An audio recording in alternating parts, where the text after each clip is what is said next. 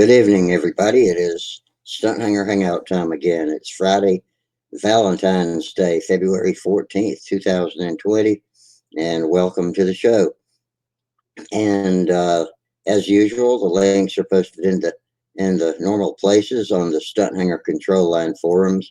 If you're logged in and a member of Stunthanger Control Line forums, you can go to the At the Bench thread, and that's where I post the link to each night's show. The moment the show starts, the new post pops up, and you can click on that to come in live. To find it, go to the main forum page, which if you just type stunthanger.com into your browser address window, you will go to the main forum page where you see the open forums and all of the ones below it. Scroll down until you see the one called live streams, and that one is a thread called At the Bench, and that's where we are. And the newest thread of the night with today's date in the title has the link to click to come in. If you've got a mic and a camera, then that link will take you in here where you can chat with us. And I have bolded the main link. There are other links depending on the equipment you have, but no matter what you are using, whether it's phone, tablet, or computer, always click that bolded link first because that's the one that's most likely to work. And for those of you that aren't members of Stunthanger and can't log in or prefer to watch the live show and watch it in anonymity, then go to the Stunthanger YouTube channel, and it should be pretty easy to find right up there on the front page. And the link to that you can bookmark for future use. It never changes. So you can use the text chat box over there on YouTube to communicate with us, and we'll try to incorporate your thoughts and comments and questions and answers into our conversation here. And a lot of times y'all will develop conversations of your own because there's usually more of you over there on YouTube than there are in here live. Remember, let's keep everything family room friendly, and that's our only requirement. We try to stay on topic with aeromodeling, be it RC or control line or whatever. Doesn't matter. We talk about it all, and we take tangents off onto just about anything you like to do with tools, whether you're working on hot rods, motorboats, cars, planes, trains, automobiles, you name it, we talk about it. And let's see, what else have we got? There's a couple of things that seems like I wanted to mention. Excuse me. I'm not sure if this is from sanding and inhaling balsa dust or if I've got a cold. If it lasts any longer, I'm going to call it a cold. But for you guys that come in here with your microphones and cameras, there's something we've been noticing is sometimes we get a little background chatter like feedback, and it seems to hang with some members worse than others. And I'm thinking, take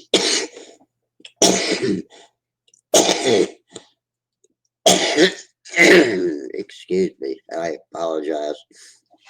If you've got a standalone microphone, make sure that it is on a table or something that's cushioned so that any knocking and banging, hey, Dennis, knocking and banging you do doesn't reverberate through it, or maybe your speakers are making the table vibrate. Make sure that the microphone and the speakers aren't connected with, by hard surfaces where the sound can feed back through whatever surface they're sitting on.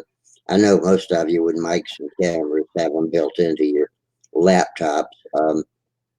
Don't know what I've got to suggest for that, but I'm just trying to think of anything that'll help keep our feedback and reverberation to a minimum. And so let's at least try that for tonight. And just try to keep your mics and everything separate. Try not to bang around too much. If you're going to stand on something or if you're moving things around on your work table, if you're working while you talk with us, then try to mute your mic when you're doing something loud enough to be picked up by the mic, but really does include sanding a lot. So anyway, that's enough blabbering for me. Welcome Jack Snavely out there on YouTube. He's our only visitor on the tube right now, but I got Denny Adamison in here with me. And so we'll kick it off. Welcome, Denny. Hey, how's it going, Rusty? Other than the coughing, I don't. I'm fine. Other than that, and Yeah. I don't know if you heard me mention a minute ago, but it's either a cold or it's balsa dust. And if it lasts another day, I'm gonna call it a cold. I All think right. that's what. I think that's what it is. Last Yeah. weekend, last weekend, I shook hands with about 28 different guys and gals, and tried to keep my hands washed and not touch Mm. my face, but you can't avoid colds forever. So sooner or later, No, you're you gonna pick. absolutely can't. Well, you're coughing, so I'm going to take a cough drop. So Good idea. You just might to want be to put a safe here, mask. man.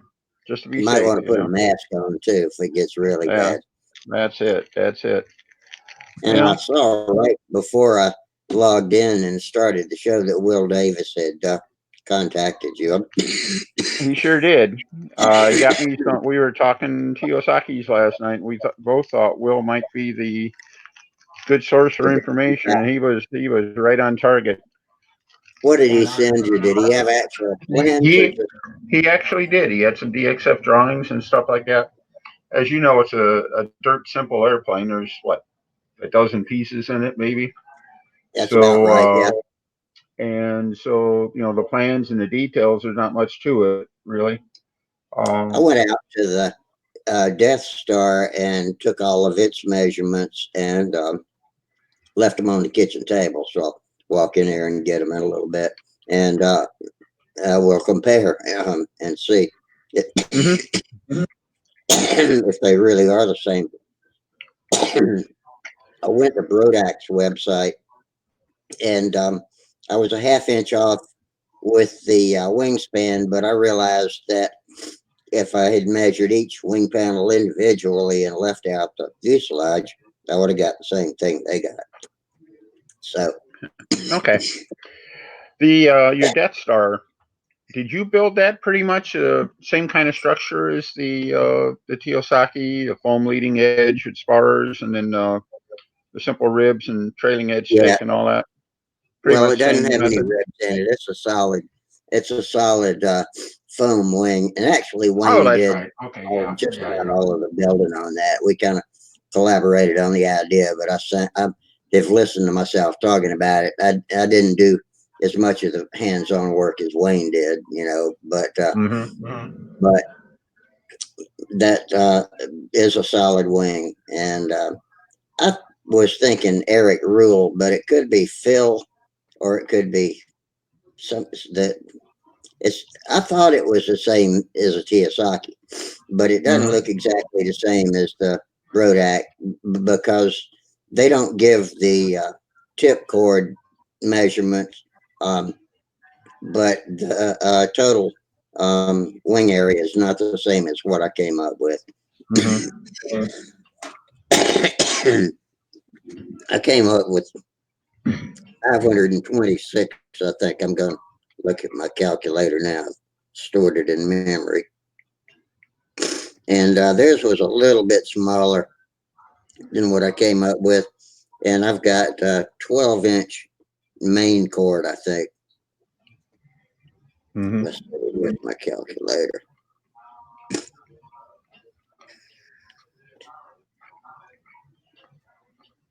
I got too much junk on my telephone. Mm-hmm. Jeez. Yeah, I try to go through every now and then at least try to clear out the duplicate calls and Yeah, old text messages and stuff like that, old pictures. So yeah. 526.5 is what I get. And the Brodak listed slightly less than that. So their root cord's the same as mine, and the tip cord must be different. I think my Mm-hmm. tip cord was 7.5 or something like that, Mm-hmm.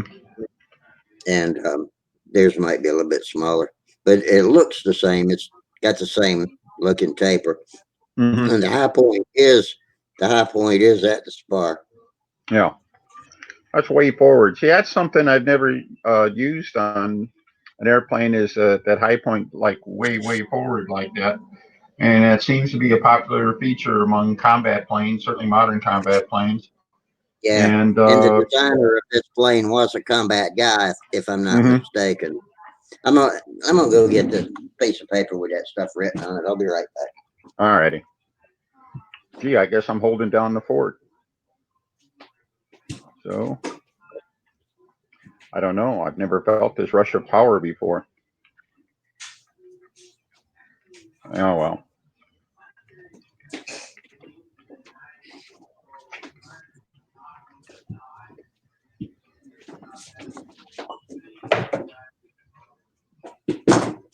Wow. Yeah, let's see. I got my root cord at 12, tip cord at 7.5, tail moment 16 and a quarter. And this is all with the plane hanging and me Mm-hmm. just walking around with a Right. yardstick trying to measure it as close as I can. So the tail moment 16 and a quarter at the root, wingspan 27 times 2.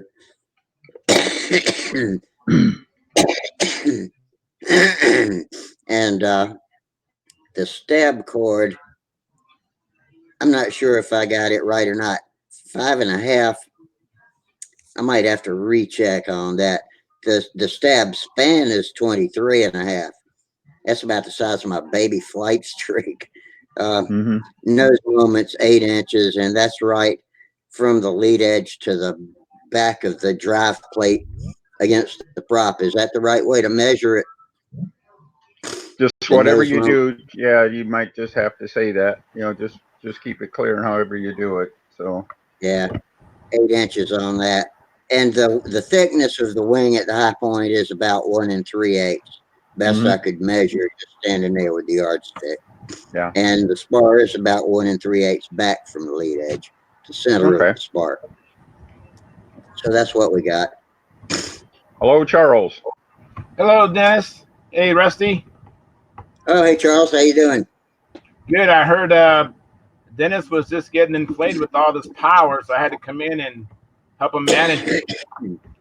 Well, Rusty went away. I was the only one here, man. It was just whoa. I know.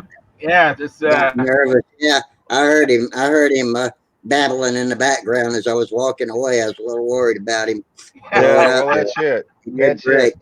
Good thing you didn't. Good thing you weren't gone too long. It might. I well, I was might going have. to help I might you, have. Dennis. You have someone to talk to. That's why I came in. Oh, that's Yeah, it. Talk me down, guys. Talk me down. That's all. I I seem to have a little trouble with rapid fire conversation tonight. Oh, Mm. that's okay. So I'm not sure if it's balsa dust or a cold, but either way, the one's the baddest. Yeah, you might have heard me say he's coughing so bad. I went and got a cough drop. I didn't hear that part. I just, That's it. Well, just, And I I think didn't I'm know it about was to get a gonna. mask too. So I yeah, you didn't. might want to Yeah, don a good mask. idea. that sounds like a I pretty didn't know bad it was going to cough. be this. I didn't know it was going to be this bad, but this is the first time I've talked this loud or Mm. this much all day.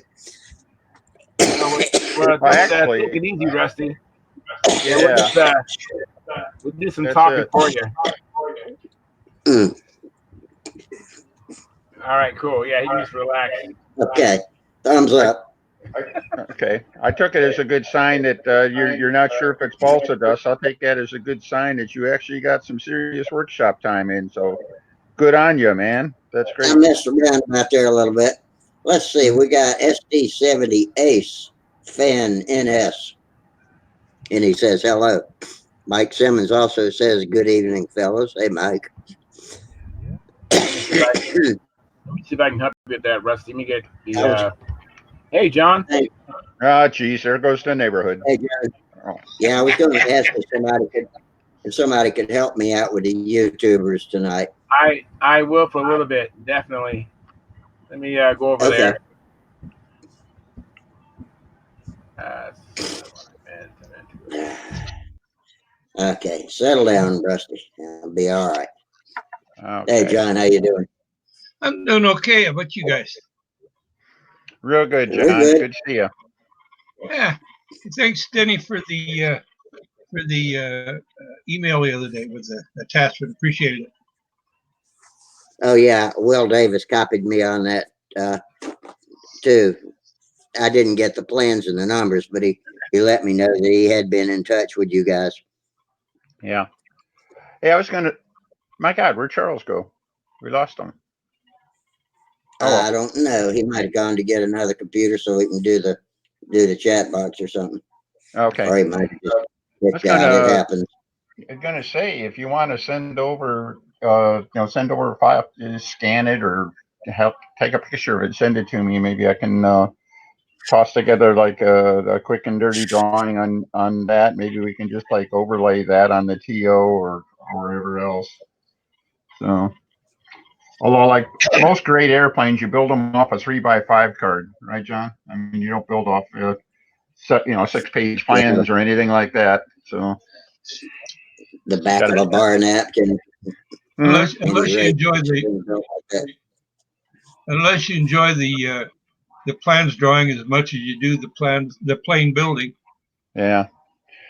I have had a rugged week that way. I was working on the one of the conversions. I was trying to straighten out the one I'm working on, and I worked on a plan for 3 hours and broke that cardinal rule of computing. And I hadn't had it save along the way, and sure enough, the thing absolutely blew up on me, and I lost 3 hours. So, oh, I was so happy about that. But Oh, I got back to work on it, and just finished it up here a little bit ago. But yeah, I'm doing a conversion for the United, which is the Brodak kit, Bob Lampione airplane. It's about a 625 square, something like that. mm-hmm. I think it would fly with the 2826 motor, and I think it'd be perfectly happy with that. Uh, but I keep hearing more and more people are trying to get into the larger diameter motors, the 35 millimeter, cores or 42 millimeter externals, and I couldn't quite shoehorn the motor in what I got, so I had to redesign it some to do that. And I think I'm just going to bite the bullet and start over on my conversion here, and make it to accept the bigger motor. So, Well, it sounds like a good idea, Denny. well, it's a good idea. It's a pain in the patootie, but ultimately it's probably the right thing to do. So, Yeah, and I'm just give surprised. people a little more, just give them a little more option. That's all. I'm surprised you don't have your draft site doing automatic saves for you. I thought it was, frankly, and it didn't. So that was the brand new version. The since first of the year, and maybe I had the auto saves on the old version and not on the new. But I thought it was auto saving like every 15 minutes or something like that. I'll definitely have to go in and set that, make sure it's set. So I don't know. It's like draft site's usually a really stable program like that, and the PCs I was using on are usually pretty stable. So it's like one of those things you get complacent, right? And Yeah, complacency, well, you get a lot of, you rediscover a lot of bad habits. So you know what happened to me? 7 years ago, all of a sudden I had a big computer crash, and I lost all my drawings, yeah, all of that them. had to be awful. So Yeah, I I couldn't look at it for 2 years. Then I got looking at it, and I realized I thought I had them backed up on some, some these kind of yeah, things. Well, they're there, but I can't, for some reason or other, I can't get to them. huh, So then I got checking my my little flash drives, and son of a gun if I didn't have them on the flash drives. Oh And wow, oh wow, so I've well that's good. managed to get all but one drawing back. That's great. That's Yeah, great. but I was sick. I know how you felt. Yeah. Well, this is just one drawing. It was just 3 hours, which, compared to what you were up against, 3 hours with, a modification ain't squat compared to what you were up against. But still, it was just a pain in the butt, just to trap myself in one of those it's just a stupid move, frankly, on my part. That's the technical term for it, right? Oh yeah, But, yeah. so, Yeah, oh we've well, all been there. I'm glad it wasn't any worse for you. yeah. Hey Carter, Yes. look over my shoulder. Do you see that red and white airplane there? Yeah, I see that Pathfinder. Pathfinder 40. Yeah, that's the one. Looks That's the one that I took to the Nationals at Tri-City. fantastic. Well, what motor you have in there? I've got a OS 40 FP in there, modified. Mm-hmm. Very nice. Yeah, Very nice. it's a take apart. At least the wing comes off. The fuselage, the stab elevator stay in place, but the wing comes off so that I could put it in a. I had a little Geo Metro at the time, so made it a little easier to carry around. Yeah. Yeah, those Geo Metros are kind of small. Yeah. Yeah, that's tiny. Yeah. Yeah, you can say kind of with a capital K. Yes, absolutely. I think I got one as a rental from the insurance company one time, and yeah, it was like a 3-cylinder engine. I swear. Mm-hmm. Yeah, got good gas mileage though, about 36, 38, thereabouts per gallon. Yeah, I like to have enough engine to drive out of any kind of trouble I might drive into. So I prefer to have a little more power Well, rather than economy. that's coming from an old hot rodder. I think so. Yeah. That's how why he's rocking Rusty and not Yeah, I've been accused of that standing for wrecking Rusty. Yeah. Yeah, well, hopefully not. Hello, Steve. Sparky started it, and Mike Lonski latched onto it, and now I can't make it go away. Wrecking Rusty. All right. I never thought that that's what it looked like until they said that, and I'm like, oh damn, I walked right into that one, didn't I? I guess. Yeah. Well, Charles, on that Pathfinder back there, I'm going to build a new wing for it because that one has the old IBM wings, similar to the original Pathfinder, the larger version. It has kind of right. and it has a slide-on type of a wing, kind of similar to what was on that Gerke design that Denny, do you remember? Kind of similar to that. Well, the spar, the plane turned pretty tight, and the spar just couldn't last. It flew for about 4 or 5 years, and then I noticed it starting to wag its wings a little bit. So Wow. So scary. I put it up.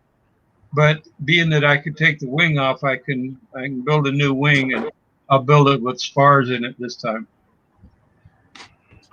So that one's the tri-gear, or is that a tail dragger? Oh no, that's tri-gear.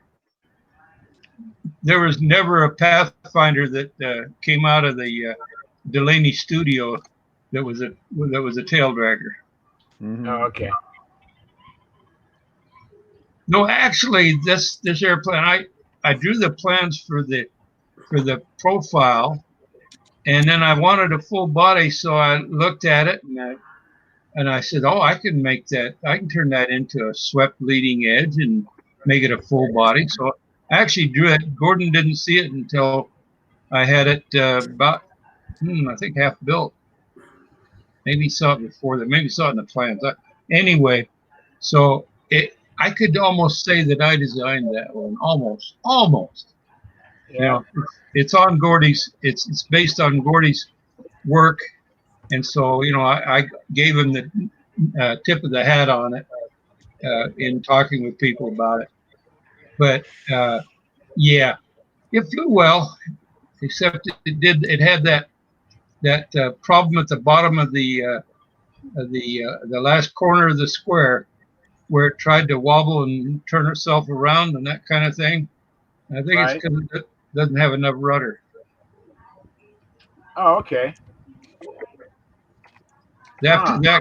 after that, Gordon extended the rudder on the regular Pathfinders about an inch, inch and a half. Oh, Okay. okay. So I didn't know enough that on. was that symptomatic of a rudder when it does that. I didn't realize that. Well, it isn't always totally symptomatic. What do you say, Denny? You know more about that portion of the trimming than I do. Oh, I don't know. It's funny. Way back when, before we had adjustable lead outs and stuff like that, we used to associate a wobble in a corner with lead outs being too far back. Oh With yeah. what? The lead outs being too far aft, too far back, Okay. All right. and we started putting adjustable lead outs in. It seemed to help, but it's like anymore we just don't have. I just don't run into that problem like with anything, even kit airplanes or anything like that. I don't run into wobbling as an issue anymore. So I don't have a hardcore answer for you. I'd like to say, side area certainly looks like it would help steady it if it wanted to wobble. The side area would steady it out quickly.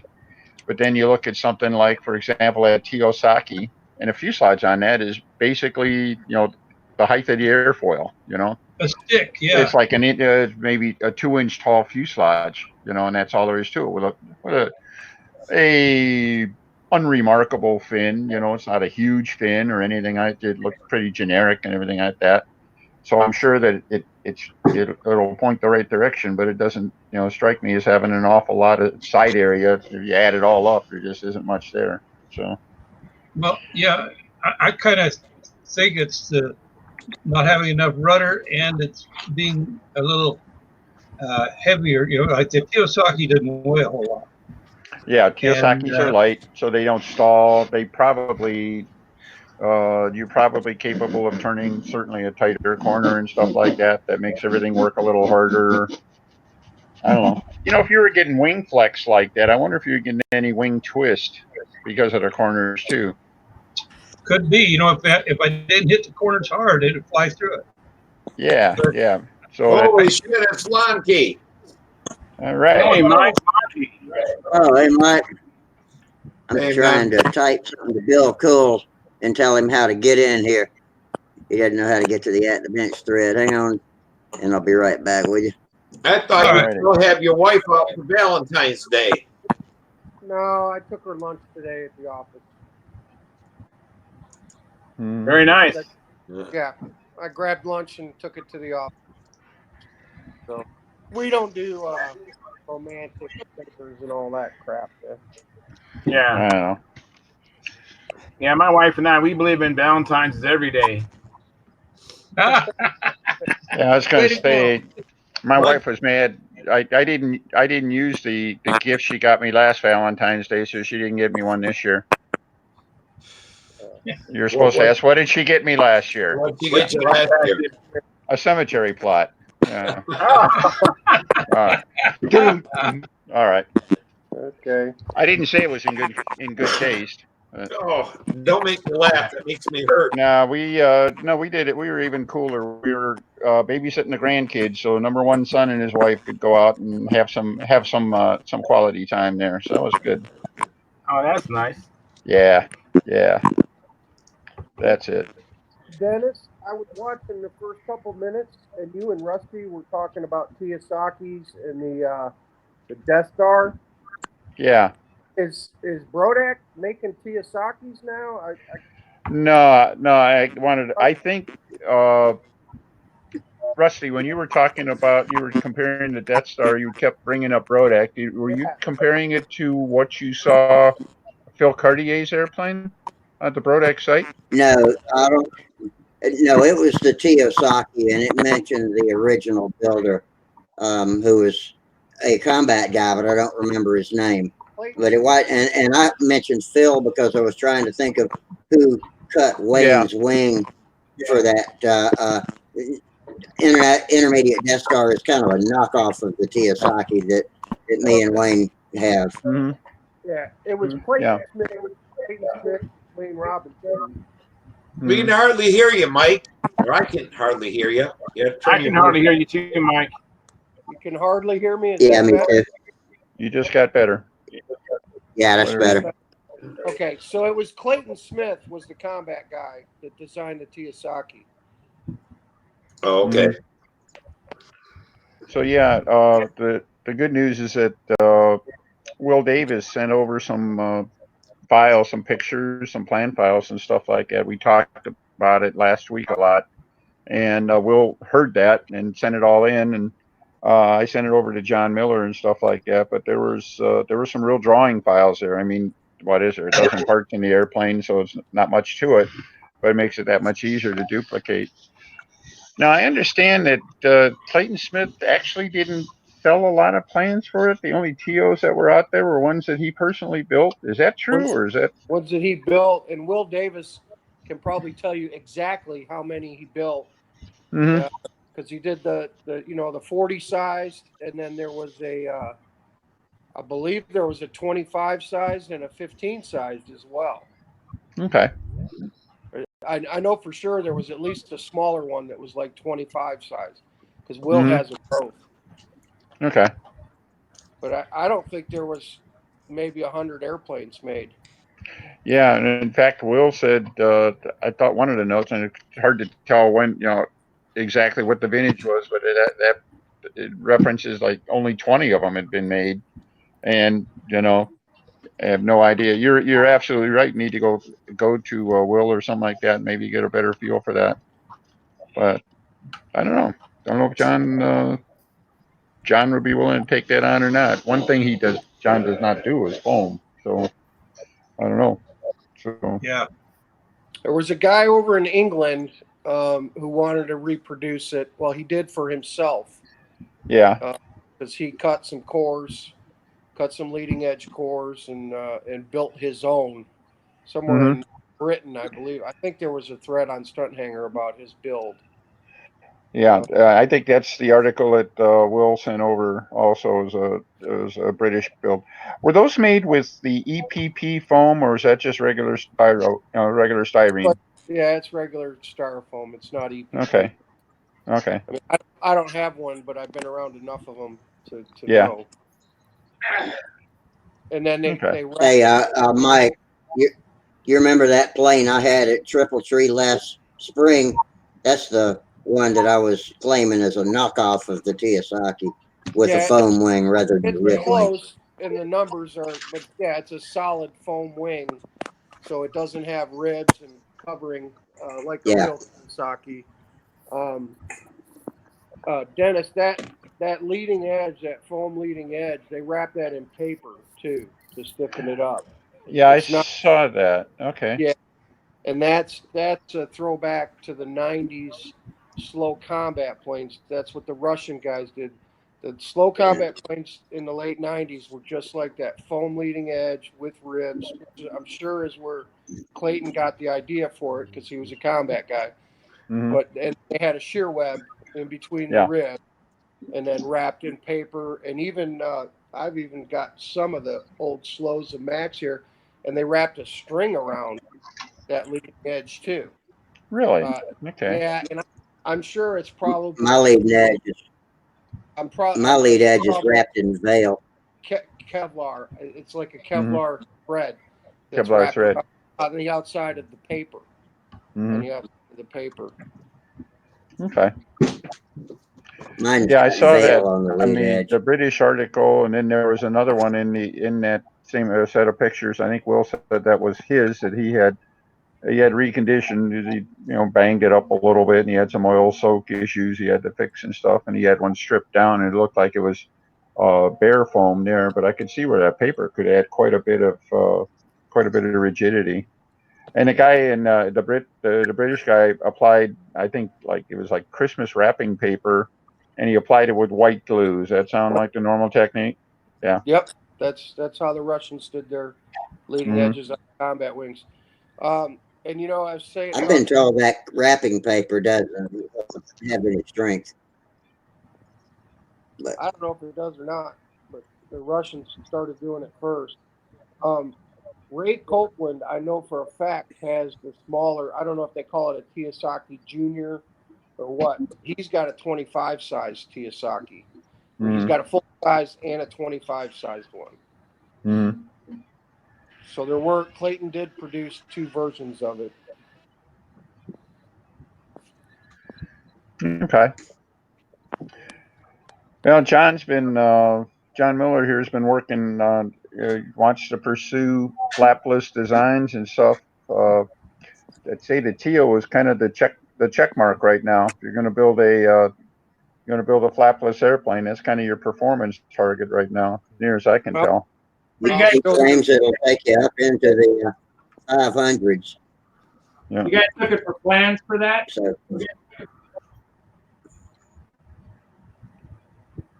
Are you guys looking for I plans? don't think there's any official plan. I think We've got all the numbers for it. I think if you ask Jim Lynch, I think he's got some plans for it. For the Tio, no, there are some plans. Will Davis sent out some files earlier this week. John and I got them, and it looks like Steve has a skeleton there. So. Well, that's that leading edge that's wrapped in paper and string. Mm-hmm. Yep. Now, it's kind of hard to see the string in it. I see it. I'm seeing it now. Yeah, it took me a minute. I think I can see it. Yeah. That's some old slow combat.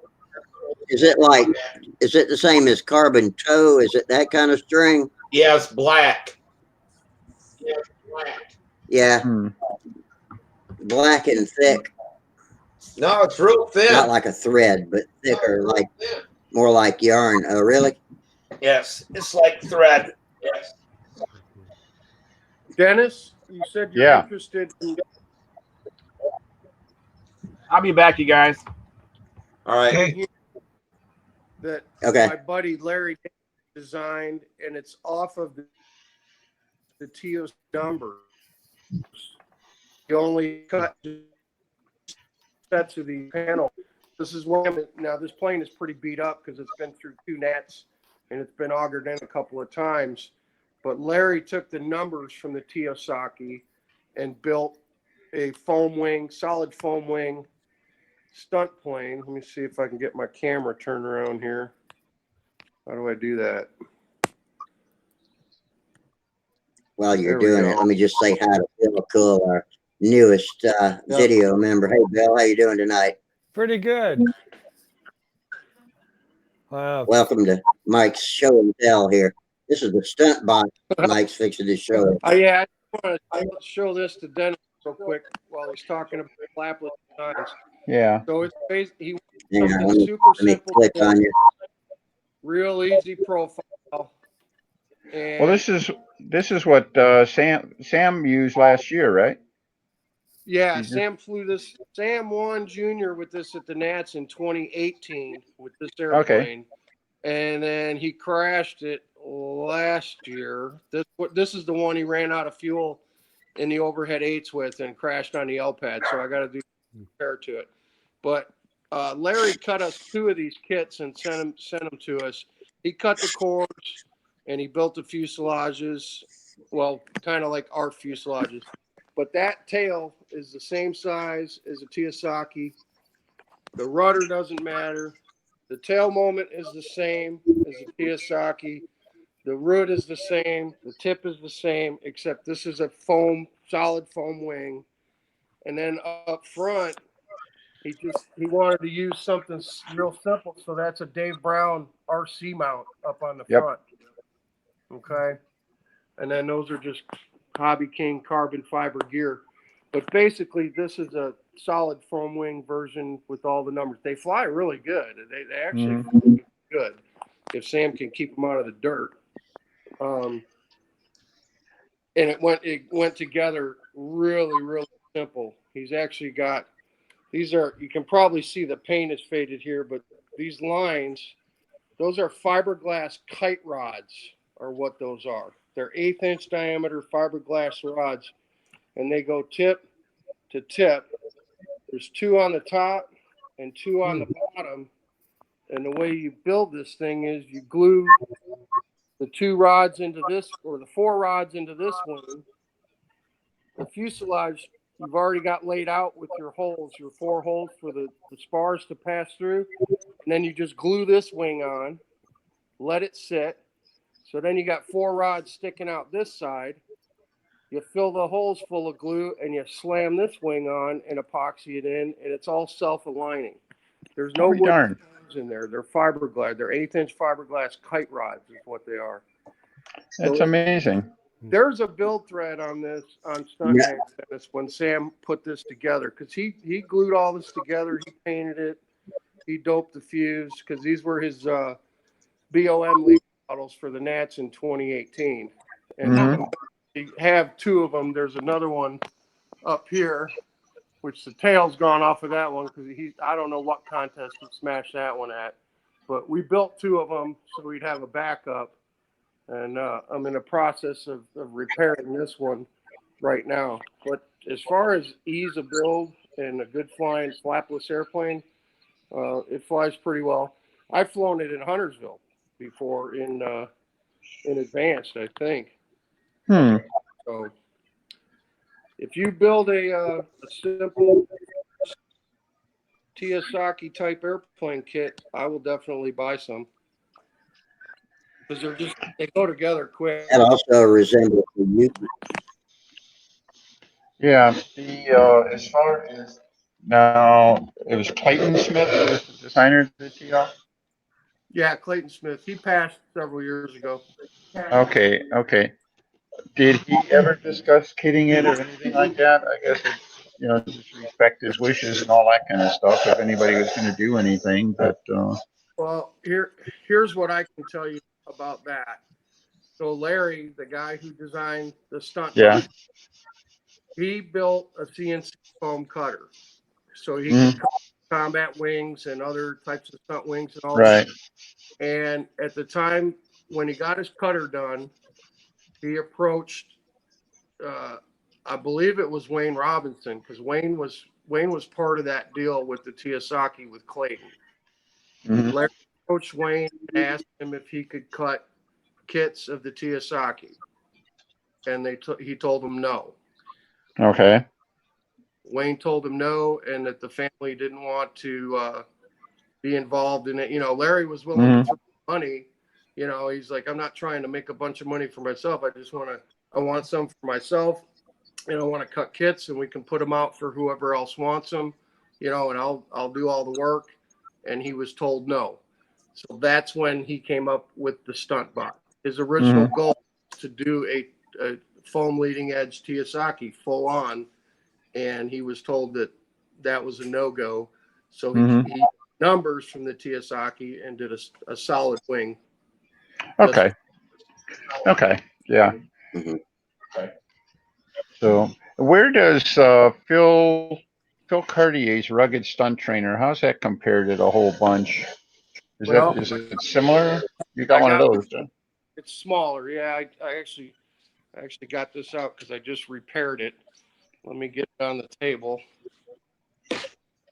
This is the other one that Sam splattered in on the L pad at the Nats last year. This is the one he broke the cylinder head off the motor when it hit the ground. Ah, jeez. Yeah, Sam had a rough year. Sounds like it. Yeah. Dennis, check your message. What's that? Check your message here on Jitsi. All right.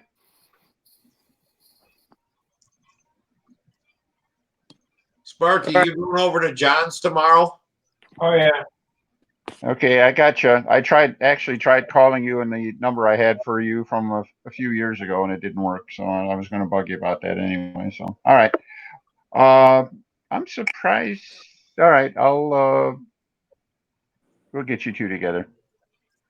Yeah, I don't know what's going on with his thing. He's just had so much trouble, getting logged on and everything like that. So whatever you can do to help would be great. So if I get him on the phone, I could fix him. I'm sure you could. So Hey, Sparky. Yeah. I never got that email that you sent to me. I'm wondering if you sent it to my old email address. I didn't send you an email. Just log in. Oh, really? Yeah, I fixed your email or your.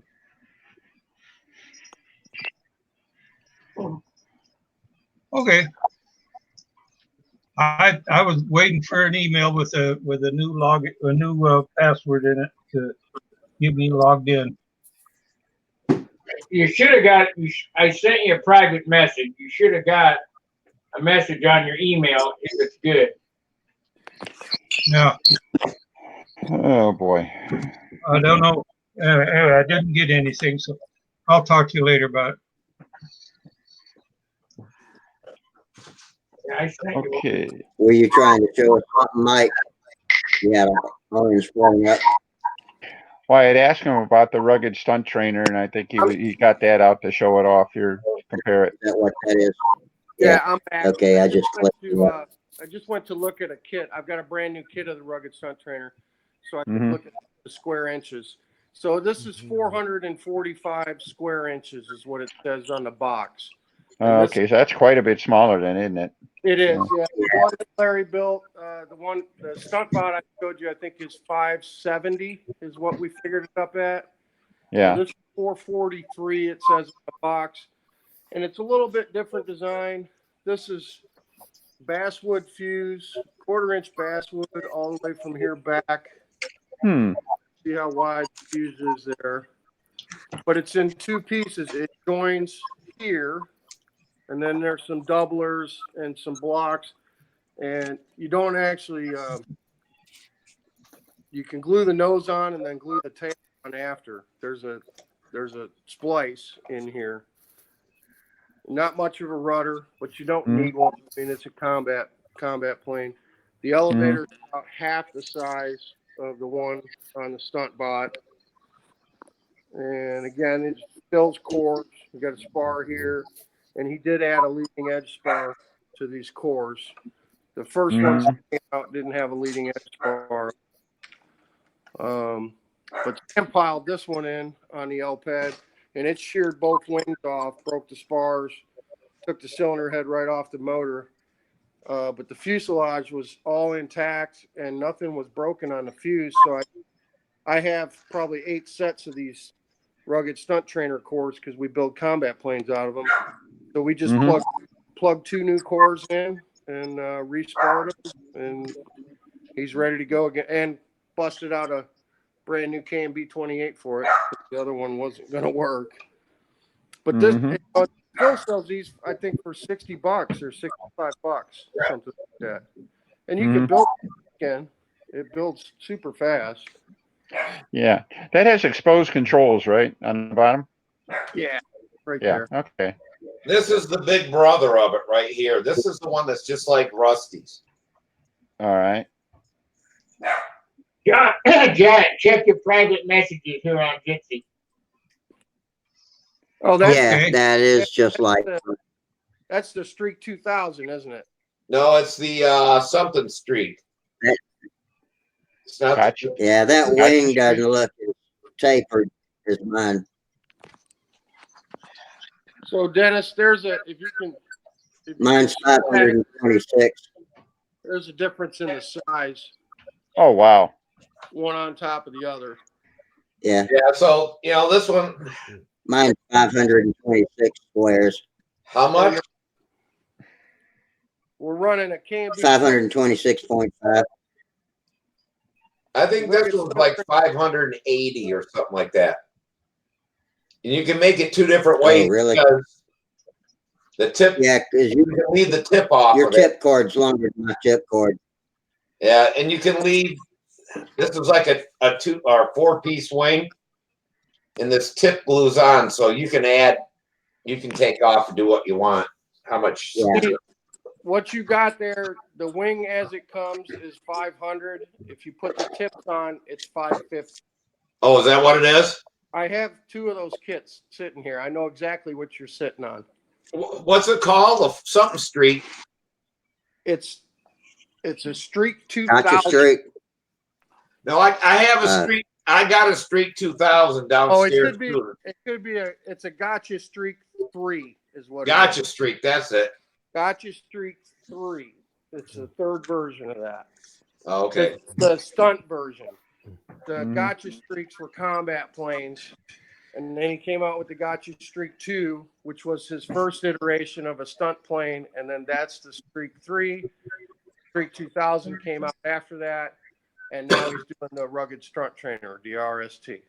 The Streak 2000 was my favorite one of them because I had all of them.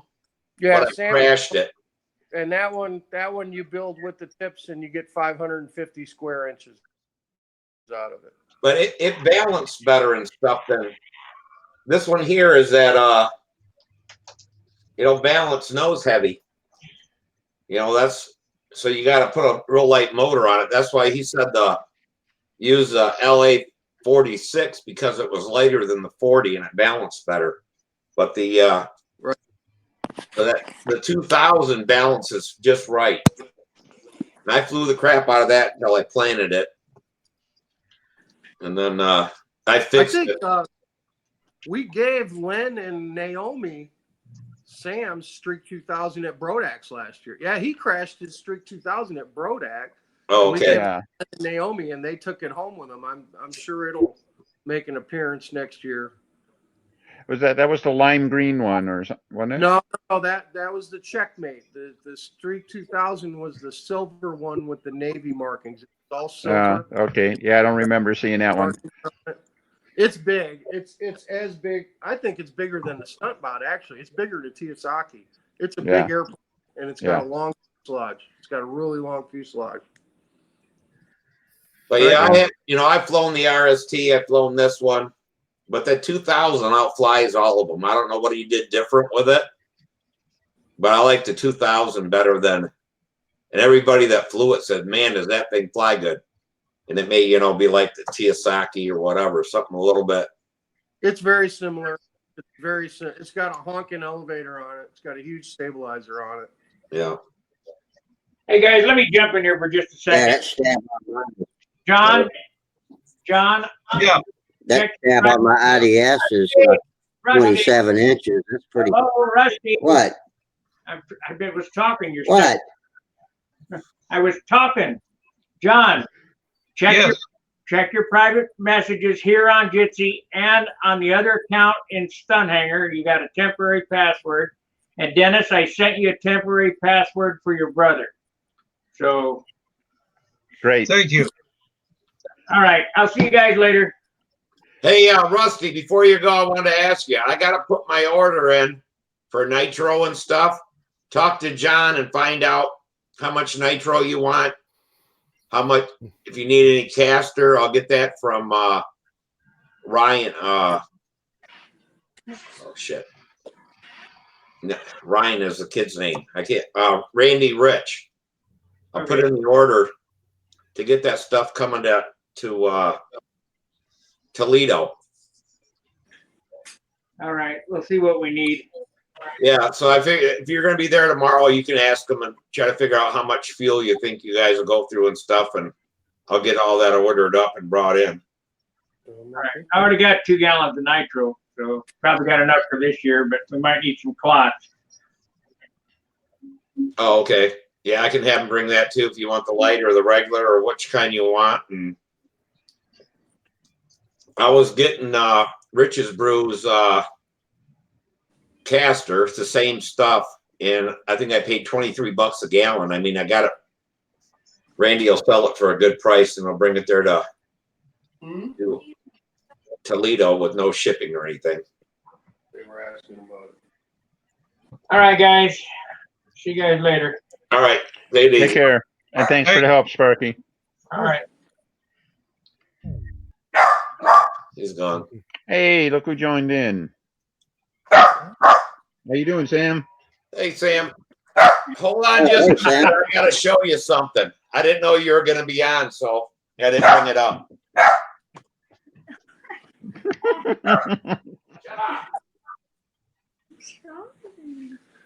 So I've been last I'm getting just fixing airplanes that Sam broke last year. That's what I've been doing. Oh, jeez. You know, tomorrow I'm going to start my SV11 ARF and get that going. But I've repaired like 5 airplanes for Sam, so he's good to go for the season. He gets 5 airplanes this year. If he breaks them all, he's done. Yep. Yes.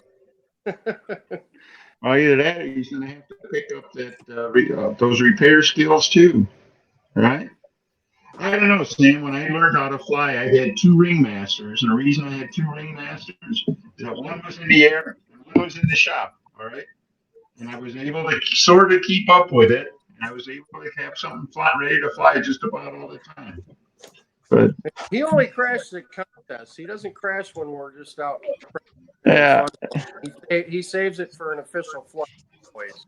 yeah, of course. Uh-oh. Getting there. Looking pretty good there, Steve. See that, Sam? Looks good. Holy cow, man. Yeah. Got the gear mounted. I got the engine Sorry, I'm mounted. not looking on you there. Everything cut. I'm being carpet bombed. But yeah, I think it's going to look real nice, and it's going to be light. Looks good. Hopefully, it'll come in right around 40 ounces. Excellent. That's it. Sam, that one's not going to bounce too good though. So don't crash. It's not going to bounce too good. Well, that's the thing. We're going to make sure that he is through his crashing phase in the vertical. Exactly. And yeah, we won't attempt any maneuver that he can't competently do over and over and over and over with his other planes. Because that will be, Steve, I'll tell you right now, that will be the best airplane he owns right now when he gets it. And Sam's a good flyer. He'll get it figured out. That's going to win him intermediate at the Nats right there. I'd say so. That's what Samantha won. Intermediate with was a Oriental. All right. Dick's going to cut some graphics for it. We'll get with you guys to see what you want on it and font size and all that kind of stuff. And I plan on coming to. Are you guys going to Triple Tree? Actually, no. We just made a decision. I'll be there. So there's El Dorado, Arkansas, because there's no Huntersville this May. There's no contest, just a fun fly. Then there's Triple Tree, and then there's Combat Contest in Detroit on the 17th, 18th, third weekend. So we can either go to El Dorado Stunt, Detroit Combat, or Triple Tree. We can't do all 3. And I think we would rather go to 2 contests rather than 1. Yeah. We're going to do El Dorado, but we'll be in Michigan on the 18th. But that's the same weekend as Joe. Well, it's the day Joe Null ends. Saturday, the 17th or 18th is the day Joe Null ends. That's the day we'll be in Detroit flying combat. Oh, okay. Is that going to be at Rouge Park? Rouge Park. Yep. Oh man. You bet, buddy. One of these days, just for old time's sakes. My God, I don't even remember the last time I flew there. So it's a good meet. I mean, we fly slow, fast, speed limit, and half A on Saturday, and then they fly F2D on Sunday. Mm-hmm. Yeah, I wanted to get it down to you earlier, but maybe I'll just do it by myself. But it looks like Dick's got some more stuff coming up, so he's not going to be able to make it. Yeah, I took the day before yesterday. I gave him a shout just to see how he was doing. And what his contest schedule was looking like. And, he's just said it depends on how everything's going for Brodak and the Nats. So hopefully we'll get him at those contests. Yeah, we wanted to come down, in March, but it's just a deal to where he thinks he's going to be, busy with stuff he has to do for a doctor. And so maybe we'll come to Toledo. Hey, yeah. I can bring it down there and give it to you too. Yeah, I would love to come to the Toledo show again. We went to Perry a couple of years ago, because I thought it was going to be just like Toledo, but it's not. Toledo's better than the Perry. Well, they tout Perry, Georgia. You know, it's the Southeastern Modeling Expo or whatever, but they don't have the manufacturers and the vendors there like Toledo does. You know. Oh, okay. It's really just a big swap meet. There's a few vendors there, but not like Toledo. You know. I'll tell you what, I was watching when Sparky was at the Dayton swap meet. Now that was a nice swap meet. The stuff that they had there. Holy shit. We got a little one coming up here in Nashville 2 weeks, but it's an RC swap meet.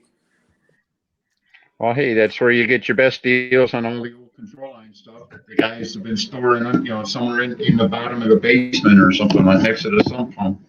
Yeah. But that stuff that Ty Marcucci put up there, the Barnstormer, the jet, the airframes and stuff like that, I think he got them all for a song. But I think that's the kind of situation that was, don't know what he got any useful out of it or not, but I don't know. Yeah, I love Toledo. It's not like it used to be, but it's the best we got. So when is that now? 1st of April, give or take? April 3rd, First 4th, week. and 5th. Yeah. It's always first weekend in April. Yeah. Didn't go last year. I don't know. Flipping a coin. We'll see if there's anything else, nothing else going on. Maybe do it. It's not that far. It's only about 90 miles away, but I got a couple more things for show and tell here, and I want to do it while Steve's on here. He's directly involved. Okay. All right, let me click you up.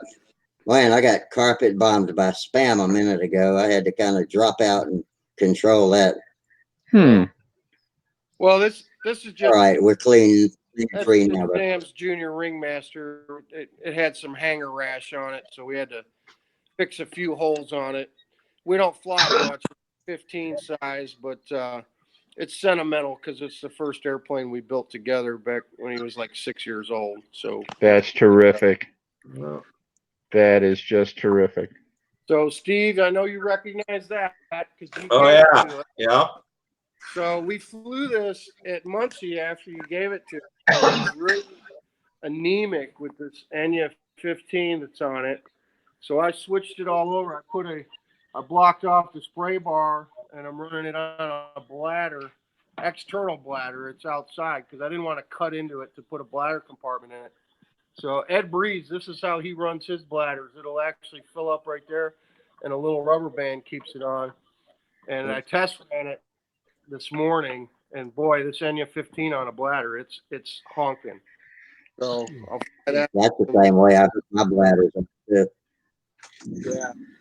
it should be a lot better, and we get it on the right size lines. It should be pretty fast for Sam anyway. Something he can just bomb around with. Well, yeah, I figured you could fly it in the backyard and stuff, at your house, and we can because I can fly up 52s in my backyard. I got a 1 acre lot and I can get away with 52. So I don't know how the neighbors will feel about this thing on a bladder. It'd be pretty loud. Okay. Yeah, bladder and no muffler. Yeah, that's not going to be a lot of fun for the neighbors. But we can do it till somebody complains, right? Yeah, always. Before somebody's banging on the door. Yeah, if you did it. Oh, you got the other one too, huh? There you go. I spent all day working on this. Is now, am I right, Steve? This is the prototype kit of a 25 size Cardinal, full body Cardinal, right? Yep. That was a Brodak. Bob Zambelli designed that for Brodak. So who built this one? That might have been the ARF prototype that was built in China. I had heard that one existed. Does it look like it might be an ARF? I don't. Yeah, it's an ARF. Is it? Yeah. It was told that was a prototype ARF for. Yeah, it was like a one-off, a prototype, a prove-out, whatever you want to call it, and then that was the original prototype company or ARF company that he had, and then they went under and they couldn't go forward with it. So you can see that bottom block is put on just like the other ones. mhm. How it's glued on there. Mhm. But yeah, it was nice and straight and everything. Somebody had mounted a motor in it and took it out. It didn't look like it ever been flown. Did you ever fly it, Steve? No. We bought that from Vince Brody. Oh, okay. Vince Body. Yeah. Vince bought 3 of them. And so they were the only 3 that were in existence. Okay. And that one had never been flown, but someone had mounted an engine in it and stuff. Yeah. So it was set up for a 25. I don't know if it, it was an FP or an LA but I put a A25 in it, and I stuck a clunk tank back in there because I didn't have anything else available that would fit. So I just put a 3-ounce clunk in there, which should be good on. And there was no cowl with it when you gave. And I don't think I'm going to build one. I think we're just going to fly it this way. yeah, what it was is that somebody had taken and lost the cowls on all of them. None of them were there. Okay. And someone took like a milk carton and tried to make a cowl for it. And I was going to just build one out of balsa. Well, I tell you, it's got pretty nice gear. Steel pan stuff is a nice touch, and it's pretty cool for a 25 size body flat stunt plane. Mhm. Yeah, you better get him flying it this year because he's, that was everything I bought for Samantha. She outgrew it. I got that, and she's going to fly that. Next thing you know, she's flying a Vector, and then get Vectors done, and then she moves up to an SV. And that's why I got it ready, Steve. Like I said, I spent the morning working on it, and I ran a tank of fuel through it this afternoon, so it's ready to go. Well, although I don't know if we can fly it, there's only 3 prototypes in existence. I don't want them smashing the damn thing. who cares? There's 2 more around someplace. We can talk to Vince. He may still have one. Oh, okay. All right. So that's what we've been working on. Just getting Sam some stuff ready to wreck this year. But yeah, I guess that was John's idea for his Brodak 25. Mhm. Oh, okay. All right. I think it's a cool airplane, man. And I think it's cool that we got one of the only ones of them, Yeah, it's funny. Bob Zambelli, like I say, he designed it, and I actually have the first one. He gave it to me to mess around with. But Bob flew his with a couple of different 25s, and he had 4-stroke OS 26 4-stroke in it. Then he converted it over to electric power. That's where he is right now. And I talked to him last week. He wanted to know if I was finished with it because he wants it back. He's going to put some diesels in it. So, oh my gosh. Okay. So Yeah, a test bed. that's it. So it sounds like it's a pretty good flying airplane, I'm surprised that Brodak never kitted it. I don't know why not. They got the Ellie, I kept saying to John, I'm like, you need to come up with an airplane for your 25. You got all these motors, but we got no airplanes. And then the Ellie came out, which, Mhm. is really nice. But yeah, I mean, for kids or whatever, especially when they're young, you need something that don't pull their arm off. Mhm. Hey, Steve, have you heard any flying reports for the Ellie? No, I haven't. But I heard somebody said it really flew well, but I can't remember who told me about it. But I know a lot of the kits were bought, but nobody seemed to build them or something. I wonder if those were the first ones that had that problem in the building manual, Danny. I don't know. Did they ever fix the manual? What airplane? I don't know. The airplane's The one I've got has the old manual in it. Yeah. No, John Miller did a kit for Brodak called the Little Ellie. It's 25 size airplane, real pretty airplane. And it had a problem in the original manuals on how to build the wing. The guy or the person writing the manual built the airplane, wrote the manual, didn't realize that you were supposed to build the spar in one piece and then build the wing, slide it through and then build the wing on, onto the spar. And instead, he built the wing in two halves and then brought it together and tried to just glue the spar together in the middle of the fuselage. All right. Okay. And it was just, I suppose it was probably possible, but that's like, that's just crazy to try to do it that way.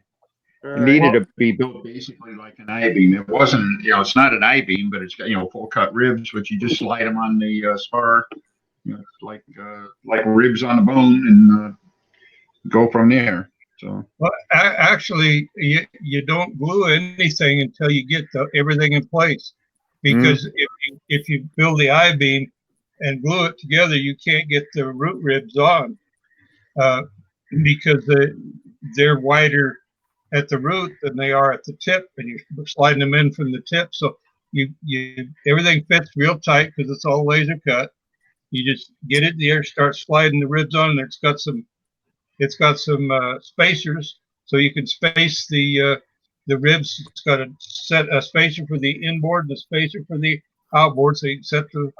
Anyway, once you get it all together, and then you can get in there with a little pipet with super glue and just kind of glue it together. You don't need a whole lot of glue, and it builds really fast. But it wasn't hard to build. Like say, whoever wrote it didn't realize that it was to be built like an I-beamer. Mm-hmm. So was it kitted? Yeah. Yeah, you can buy it at Brodak now. It's a nice kit. You can. Okay, just the instructions are bad. Well, not now. They've straightened that out. Okay, is it a full body 25 or is it a profile? Yeah. Yeah. Oh, okay. So, okay. All right. Yeah, they've got a picture of it on the catalog. Yeah, Actually, I wanted to fly one with that Brodak 25 because that was my favorite 25 motor. I had RST with one in it, and it flew really well. And I took it to Brodak, and I ended up giving it to a kid there that wanted to. He has some airplane. You can't go wrong. You can't go wrong with that rugged stunt trainer, man, and a 25. Rugged stunt trainer with a 25 on 15s, 58 foot long. That is a solid flying little airplane or a non-flat plane. Yeah. And it's cheap and it's easy to build. I'm a big fan of foam wings, man. It's just too easy, too easy. But well, the one I'm waiting on, it's out of stock at Brodak and the Dick Pacini, that Saginaw. Yeah. Spirit of Saginaw 3. Yep. Yeah, if they have those by June, I'll be coming home with a couple of those. Those look like pretty neat airplanes. I was on the Brodak site today, and they're advertising it. But it's out of stock. It says out of stock. Okay. I was on here. I haven't checked the listing on that one, but some of the kits, they list them as out of stock because they can't price the shipping properly. So they listed it as out of stock, so it doesn't they don't do an automated order. But if you call them direct, they can send it. Like when you buy the ARFs, they don't put it, they list all the ARFs as being out of stock because the shipping varies so much. I wonder if they did something like that on that. I'm just speculating. I don't know that, but I would wait anyway till I'm at Brodak's and it's 10% off day, and I'll buy two and not pay shipping. Well, you'll like it. You'll like it. It's a good. I drew the plans for it. It's a good plane. Okay. Yeah, it looks like a good, 40 size profile that I can build for Sam. That we can do together. It's got an advantage that Denny brought to mind last week when we were talking about it, with the simulated jets on each side of the wing. It really strengthens up that wing root, and it stiffens up the aft fuselage and the fore fuselage a bit. Oh, the little pods on the side or whatever. Yeah. Yeah. Okay. And I don't know as if I put a tripler on the nose or not. I usually do, but I don't know if I did or not because Dick didn't have one on the original. Yeah, it would have been hard to work the tripler in with the jet pod. You might not have done it. Yeah. So, anyway. Yeah, that should How be. about Bill? Bill, do you have any thing for show and tell for us tonight?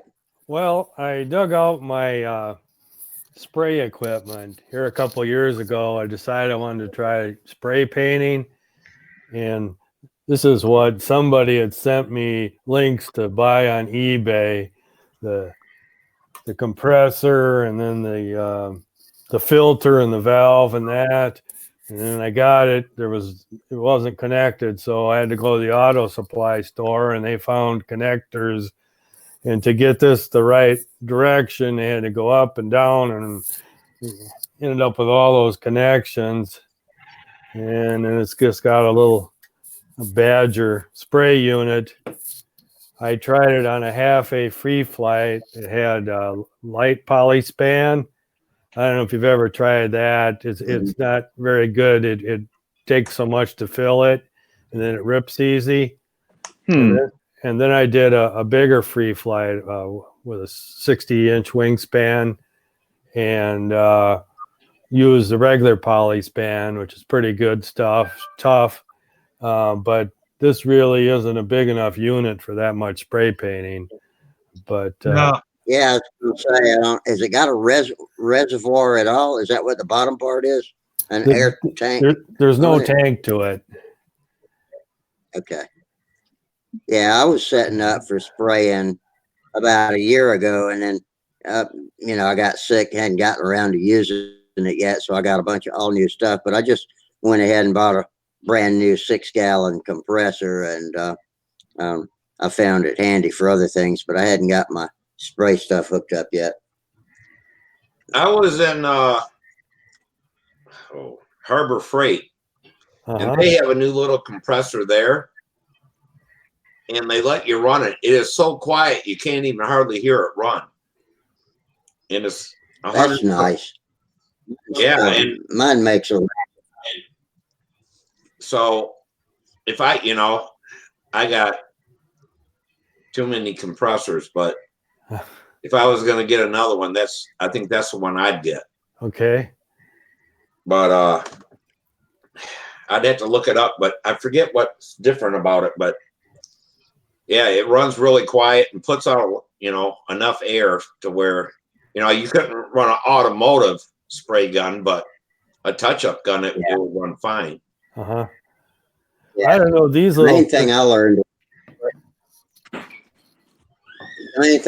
when I was putting all of mine together is to not buy one of those bigger, spongy air feed lines. Stick with the little hard plastic lines, because that fabric covered line drops the pressure too much before it recovers. After you pull the trigger, it takes it about 3 or 4 seconds before the pressure will equalize and come back up, and so you waste a whole bunch of paint waiting for the spray to come up to the power that you want to spray with, if you understand what I'm saying. Yeah. So the spray kit came with a hard plastic, kind of a coiled up line. I hung it from the ceiling for about a week with a weight on the bottom to straighten it out, and so that it doesn't have that coil trying to pull it back from me. And that worked, and it works fine like that. But I hadn't actually painted anything yet, so that's about all I know about so far. I was looking at Harbor Freight the other day. They have a couple of pretty decent buys on a vertical air compressor. It's either 20 or 30 gallons, which is more than handle the bigger guns. Yeah. And my friend Gordon, who really good at painting, he's got a 50 or 60 gallon one in his garage. And when he had the basement built with his shop in there, he ran a hard line from that big compressor in the garage and it runs in and right in comes out the wall in his shop there, and he can hook onto it, spray, and he didn't have to turn the compressor on. It turns on off automatically, but it's big enough that it keeps his pressure right where it needs to be. And he does some beautiful paint jobs. I've So heard these that little- some guys in a pinch used a spare tire from a car to pressurize it, but I don't think that would work too good. Back in the old days, you could buy that setup from AHC. They had a little spray gun, and you had a spare tire. You'd go down to the gas station, fill it up with air, and then you'd be able to spray as long as that tire had enough pressure to spray that little gun. We were cheap in those days. We didn't have no money. I don't know. They're These probably little whatever units works. here, they seem to plug up pretty easy, and you gotta be running a little thin wire through them every once in a while to. That's a fact. You know, John, talking about being cheap. My dad told me stories of them melting down toothbrushes with thinner Yeah. back in the day to use as dope on free flight models. Does that They sound also- familiar to you? Yeah, they also melted up negatives, photographic negatives, and used that for glue. Yeah, back in the 70s, Really? you know, when I was a kid and first started building, my dad would say, "Oh, you're lucky you can just go buy a can of dope." We used to collect toothbrushes and melt them in thinner and then use that to fuel-proof free flight models in the 40s and 50s. What kind of toothbrushes were there? Well, I don't think they're made the same way now. I don't think they're the same kind of material now than they were back in the 40s and 50s. Right. Leave it to a modeler to improvise the. Well, you had to. You had to. There was no real industry supporting what you're doing. Everything had been taken up by the war effort, so you just you had to make do with what you could get. You know, the main engine you could buy throughout the war was the GHQ, because they sold so many of those darn things. They sold them for next to nothing. They were nothing but a slag motor. You couldn't get them to run unless you had a 14-pound what do you call it? Flywheel. Flywheel. Yeah, 14-pound flywheel on it. But they were able to get the materials because they had existed and they used a certain amount of it. Anyway, make a long story short, you were lucky to be a modeler in those days. You had to be willing to do all kinds of things. Mm-hmm. Had to grow your own balsa trees back then. Well, they used little things like they were made. They're made out of like basswood or something. They're like skewers. They use that a lot of time. My Yuki's made out of pine. The fuselage is just a pine stick. Yeah. Tough as nails. Yeah. Yeah, buddy of mine said they went to rubber free flight and stuff. Yep. They couldn't get gas motors and stuff, so I don't know what they made the rubber out of, because you couldn't get rubber either very easy. Right. Not during the war. So I don't know what they used, but they flew. They all seemed to fly even then. So now, well, you know, go ahead. Oh, like with the free flight, they were telling me that you know, like colored dope is heavy, so you first you put on nitrate, and then you use some kind of a dye that you mix and thin with dope, and then you put the butyrate over that to make it fuel proof. That's right. Yeah.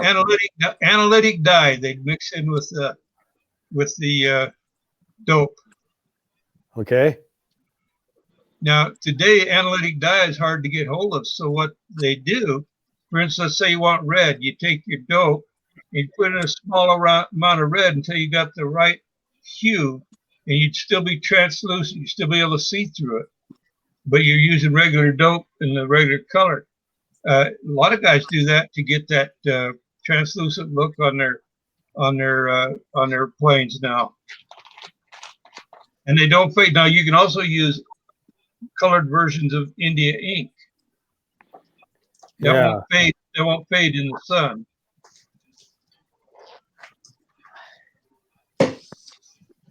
Hey, Steve, Yeah. do you remember this? Oh yeah. Checkmate. So Dick Imhoff gave this to Sam at the Nats because he had wrecked his airplane in practice before intermediate. He wrecked my P-40 is what he wrecked. And he didn't have an airplane to fly intermediate with. So Dick gave him this. And on Sam's second flight in the vertical 8, he augured it in and tore the wing up. Dick just gave him this airplane. Sam got 1.5 flights out of it and took the damn wing off it. So this is next on the repair table. I was gonna say, if you can't repair it, Mike, we can just make up another wing and slide in there. No, I can repair this because the other one is just about ready to come out. So I'm just going to pull the whole thing out and get everything trued up and put some doublers in there, respar it, and it'll fly again. I felt bad because Dick watched him crash it the second. I mean, Sam literally had the airplane for 15 minutes and he wrecked it. So I felt bad, but I told Dick we'd take it home and fix it. So that's the next one on the table for the repair job. We're going to get that one going for him. Well, by God, we're going to keep him in airplanes this year. So. Oh yeah, he's good. And I got one more to show you that we're working on. So Sam rescued this from Huntersville. It's a junior magician or magician junior. I don't know how you say it. Junior magician. David Smith had boxes and boxes of balsa and half-finished kits and half-A race mouse racers and a couple of stunners, just small stuff. I don't even know where David Smith got this stuff. I don't think it was his, Rusty. He got it from somebody else who had passed that was over there in Huntersville, an old club member. Anyway, Sam come running over with this, so we snatched it. I covered it. I got it covered in silk span. It was already built. It was built all the way. It just needed to be covered and doped. I put 3 coats of clear on the fuse. There's 2 on the wing right now. I got a couple more to do on there. And then Mike Stinson and for it.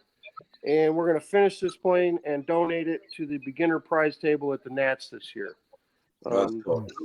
Hey, one thing I would suggest, and we talked about this a couple weeks ago on the Sig Banshee, and never could get it to fly well. But the one thing that I didn't change in the franchise deal of it or whatever is I left the damn canopy real big. And that thing it flies weird. And Dennis was saying that the canopy's so big it kind of acts like a rudder in the middle of the airplane. Mm-hmm. You might want to cut that way down. And I bet you that plane flies a lot better. Well, the difference with the Magician is that it's tall all the way in back. It's not just a canopy in the middle like the Twister is. So it's got I think it would be good. It would be all right. Yeah. It's a 15 sized airplane. I mean, it's going to be for a kid to learn to fly flat and level, Yeah. I flew we certainly don't need it. Sam is way beyond 15 size stuff. So we figured we'd just finish it and take it to the prize table. We'll make up a set of lines and a handle for it. Because what they try to do at the Nats, and I'm sure you're all aware, every kid that flies beginner, they want to send them home with a complete ready-to-fly airplane from the prize table. That's the goal. Yeah. I flew a junior ringmaster, junior magician at VSC, the second or third one. And it was interesting. Bob Hunt was judging. And I got done and he walked out, shook my hand. He says, I'd never seen a junior flight streak. Come on. Junior magician do the whole pattern before. Mm. And it will fly the pattern. You know, I mean, I didn't win nothing, but I had a heck of a good time. I flooded mine at the Fox 15, the slant head. Okay. Plenty of power. Hey John, how's your hand doing where they burnt them things off? Well, you know, you can see that there. That Yeah. spot. It's about half the size that it was, and this one over here. Yeah, but then they got me with one right here. I was just there yesterday. Yeah, They got me again. Yep, right there. I'll tell you, And- my back is one of the most painful things I've ever had done. Yeah, you can't sleep on your back, can you?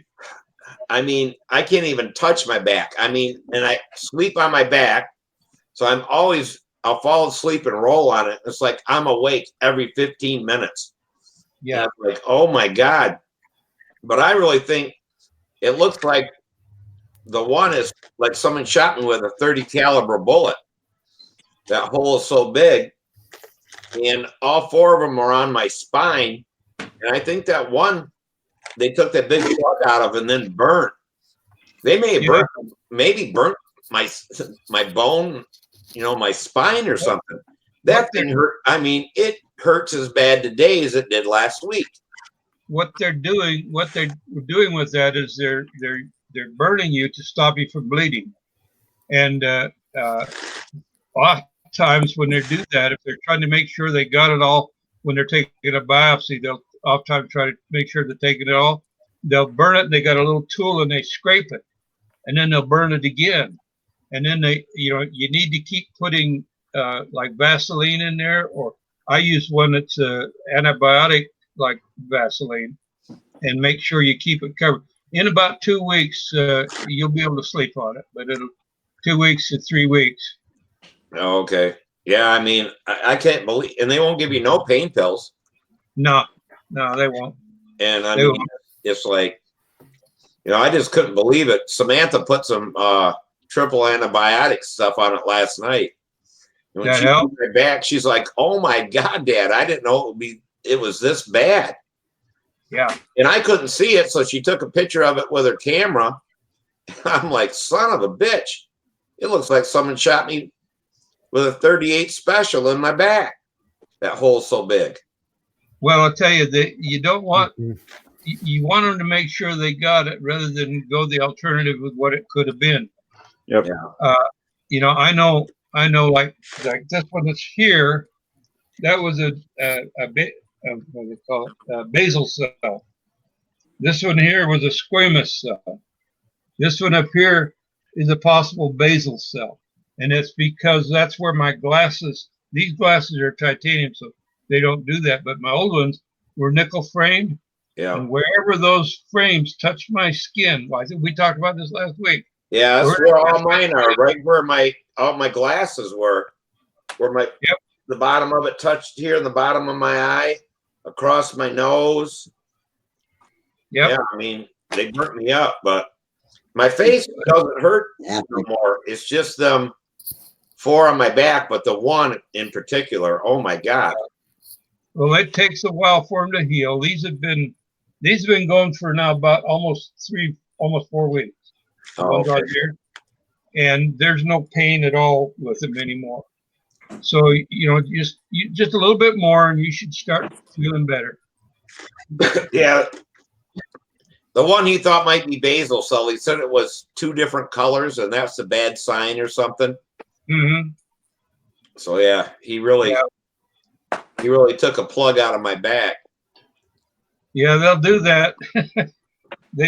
My dad they actually took a quarter size piece off of his nose, from the end of his nose here over to the side, and then they had to do a plastic surgery to get another piece of skin there for his nose.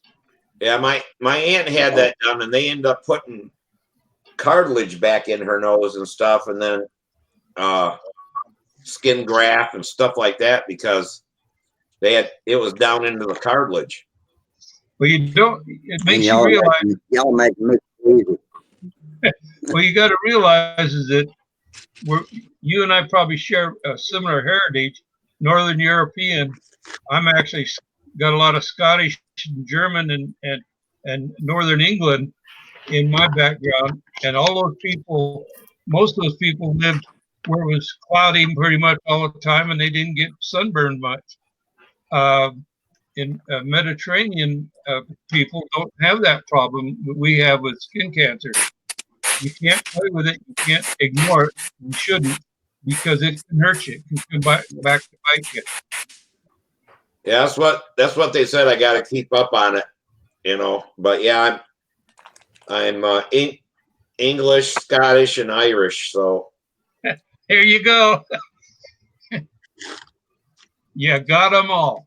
and I'm damn sure not any Norman blood in me because I'm so short. I have to be Anglo-Saxon there from the original English, Scottish people or whatever. Good. Scotch English Irish here. What's that? Scotch English Irish. Yeah, That's where I am. that's me too. You know, and it's like, well, that's why I tell everybody. You know, I'm a true blue blood because you can see all the veins in my arms. You know, and that's where that whole thing came from being a blue blood. Yeah. But yeah, so, but I didn't think about my lower back. I thought it would be my shoulders and all that had all the bad spots, but it's my lower back from my shoulder blades down. Well, that's because you're probably mooning people in the sunshine. I didn't ask them to check my ass, but maybe I better.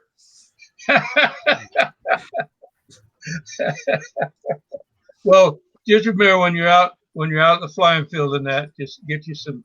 I use a 40 strength. What do they call it? SPC or SPS. SPS. Yeah. I put 40 on, and that just takes care of the problem anymore. I don't get sunburned. Yeah. Well, that's like Ken Cook never got out in the sun without his white French Foreign Legion hat on that covers his neck and everything. Yeah, my brother. Several people wear those. Have Pathfinder dresses in all white all over. That Tappa, is he still alive? Yeah, he judges Yeah. Huntersville every contest. I am so glad to hear that. The last time I saw him, he looked like you're talking about. He's all in white and had his Legionnaire type hat on, and you know, he got it. He got hit pretty bad with it. Wayne speculates from all the methanol he's been handling all of his life because he's done a lot of fuel making. He's on a walker, you know, he's got one of them walker things, a walker chair that you can push and then sit on. Yeah. But he goes out there and he judges at Huntersville every May and every October all day long on Saturday and Sunday. And Rusty, didn't they give him the Spirit of the Sport Award or something like just last year or the year before? What's that one they give at Huntersville? That's the spirit of the Master Circle. Is that it? I'm not sure. They gave the Master Circle to John Saunders. They gave it to me, and I don't know who else. Doug Taffine got it like 2 years ago at Huntersville. It's an award they give to somebody who promotes the sport and helps out and just, you know. Yeah. And he was in tears when he got it. He was in tears when he got it. He was just so happy that he was recognized for all his help and, you know. Oh, that's good. Yeah. That's good. John Saunders was pretty touched when he got it too, because he wasn't expecting anything like that, and he has done a lot, and so it was a good choice. Yeah. But yeah, if I wear shorts, everybody thinks I have white pants on. I saw you in shorts once, Steve. That one time I wore them at the Nats, and everybody's like, "Holy shit! I can't believe how white your legs are. I've never seen legs that white." I saw you in shorts one time. Hey, Steve. when I first started I've seen better legs on a pool table, man. Yeah. When I first started finding out about combat and wanted to watch some on YouTube, the first videos I could find were all Eastern Europeans, Russians, and these guys were out there dressed in way too short shorts, and and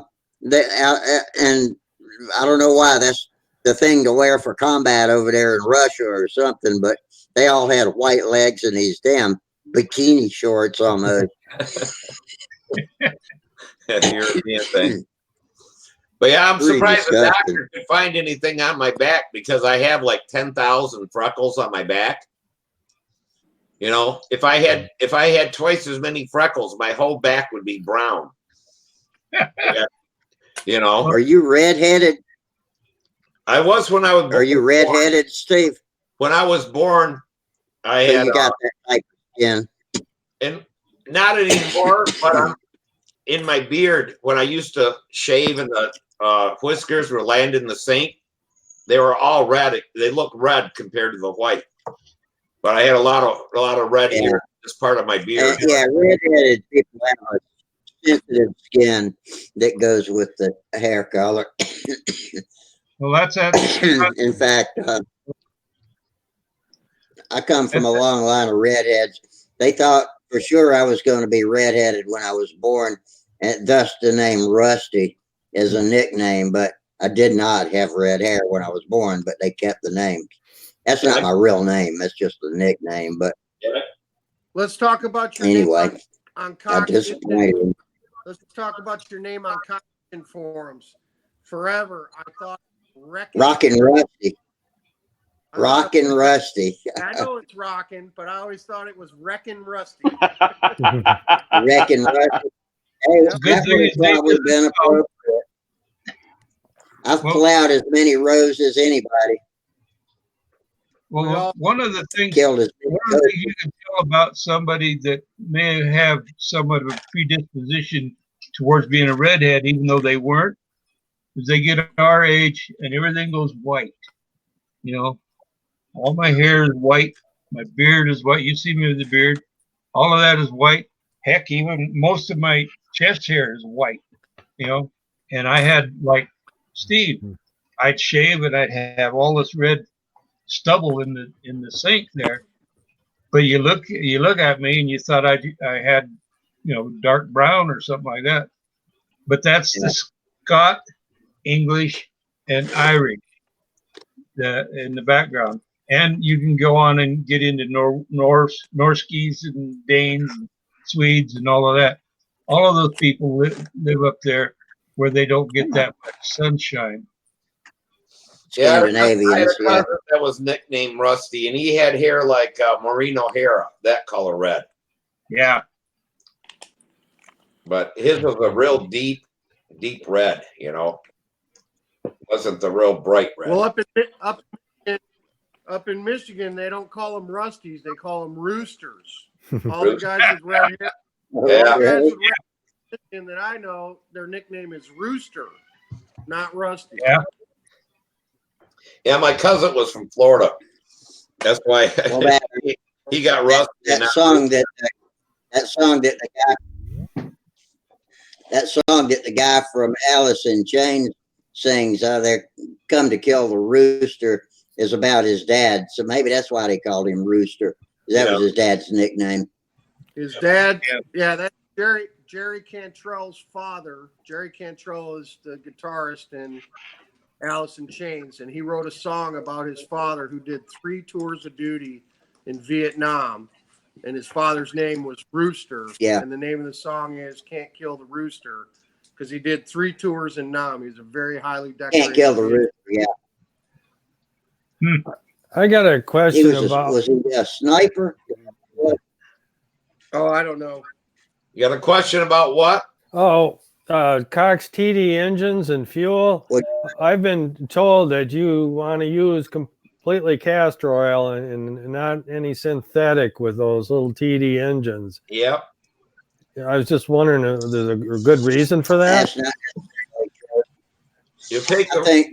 I think mixing it half synthetic and half castor is a better idea, because with pure castor, it will varnish the engine up. But if you mix it with synthetic, then it'll get a good beneficial coating of castor to keep the engine tightly sealed and a good fitment in the piston and cylinder. But the synthetic will keep it washed down so that it doesn't accumulate to be too much, and you don't have to degum them like they used to have to degum those engines.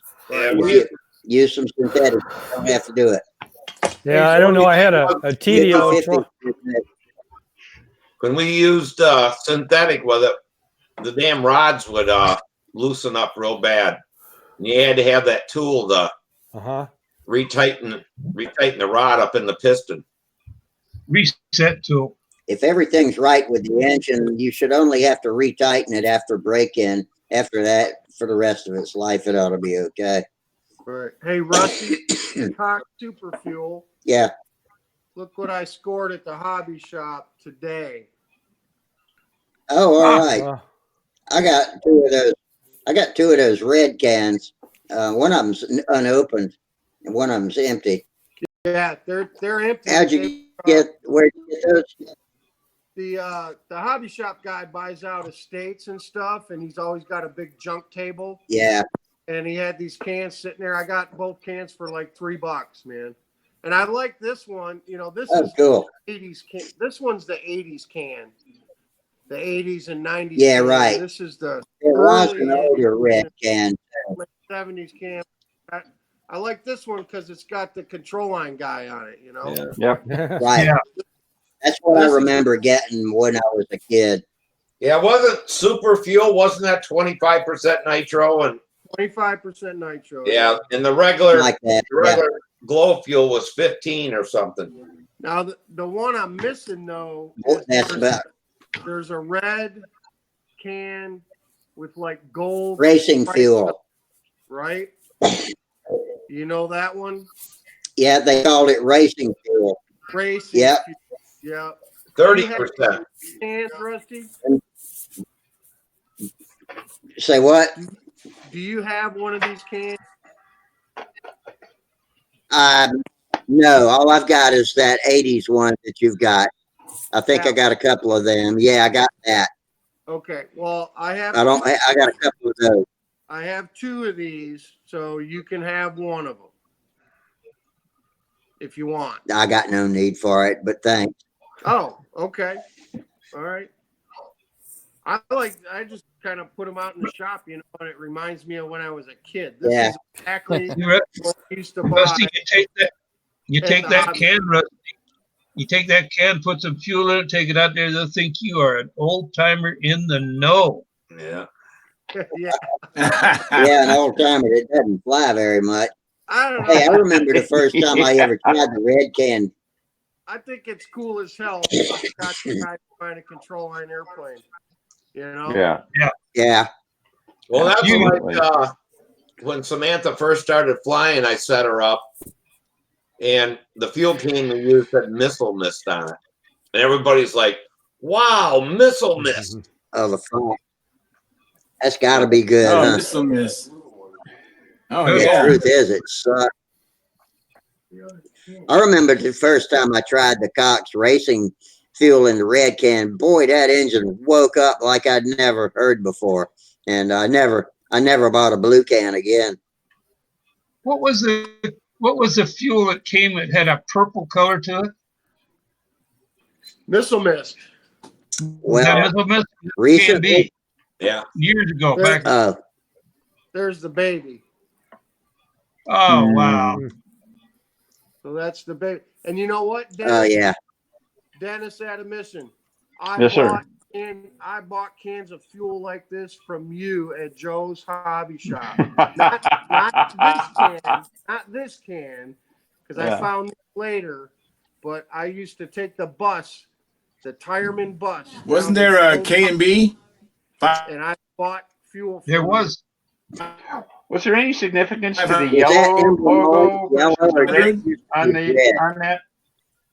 I see the one can is written in the Cox logo's in yellow, the other's in red. Is there any significance in that? Yeah.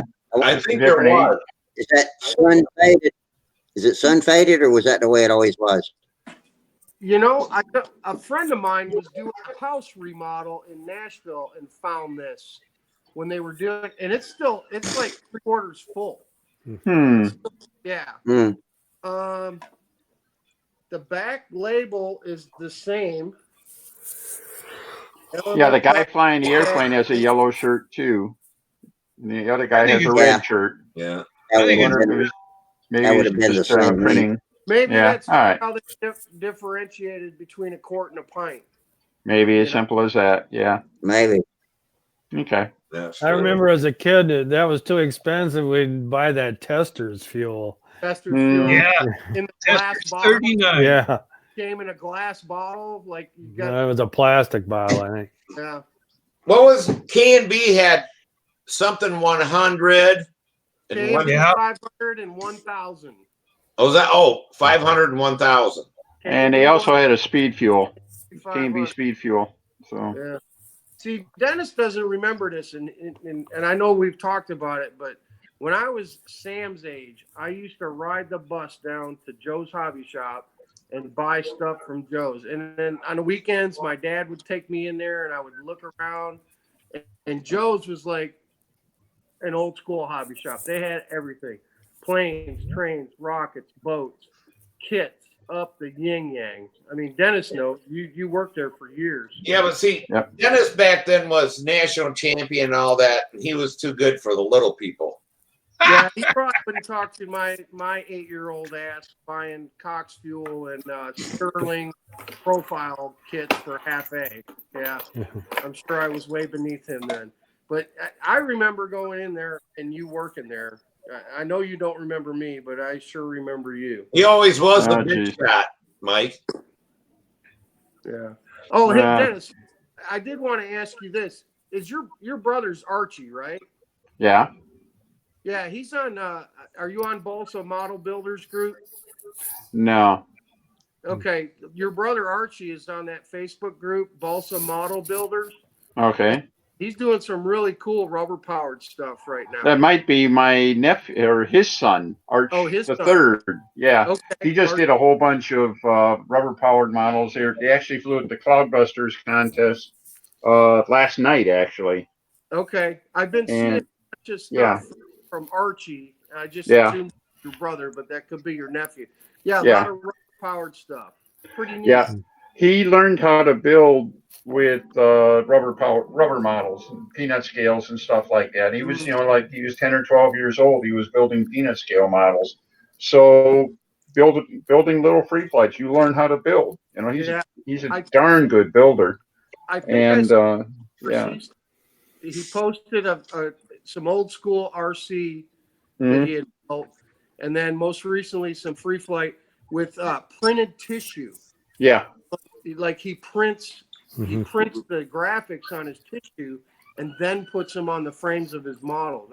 Wow. Because I think he did like some kind of Grumman Hellcat or a Guardian or something. Well, yeah, he did one of the profile rubber scales, the no-cals. He did a Dauntless. Dauntless, that's what it was. That's what I saw. Well, then he built. He's a Cub Scout leader, and he couldn't. For some reason, he couldn't get AMA darts, so he made up his own airplanes. And then he got into a little bit of trouble with the Scouts because they couldn't.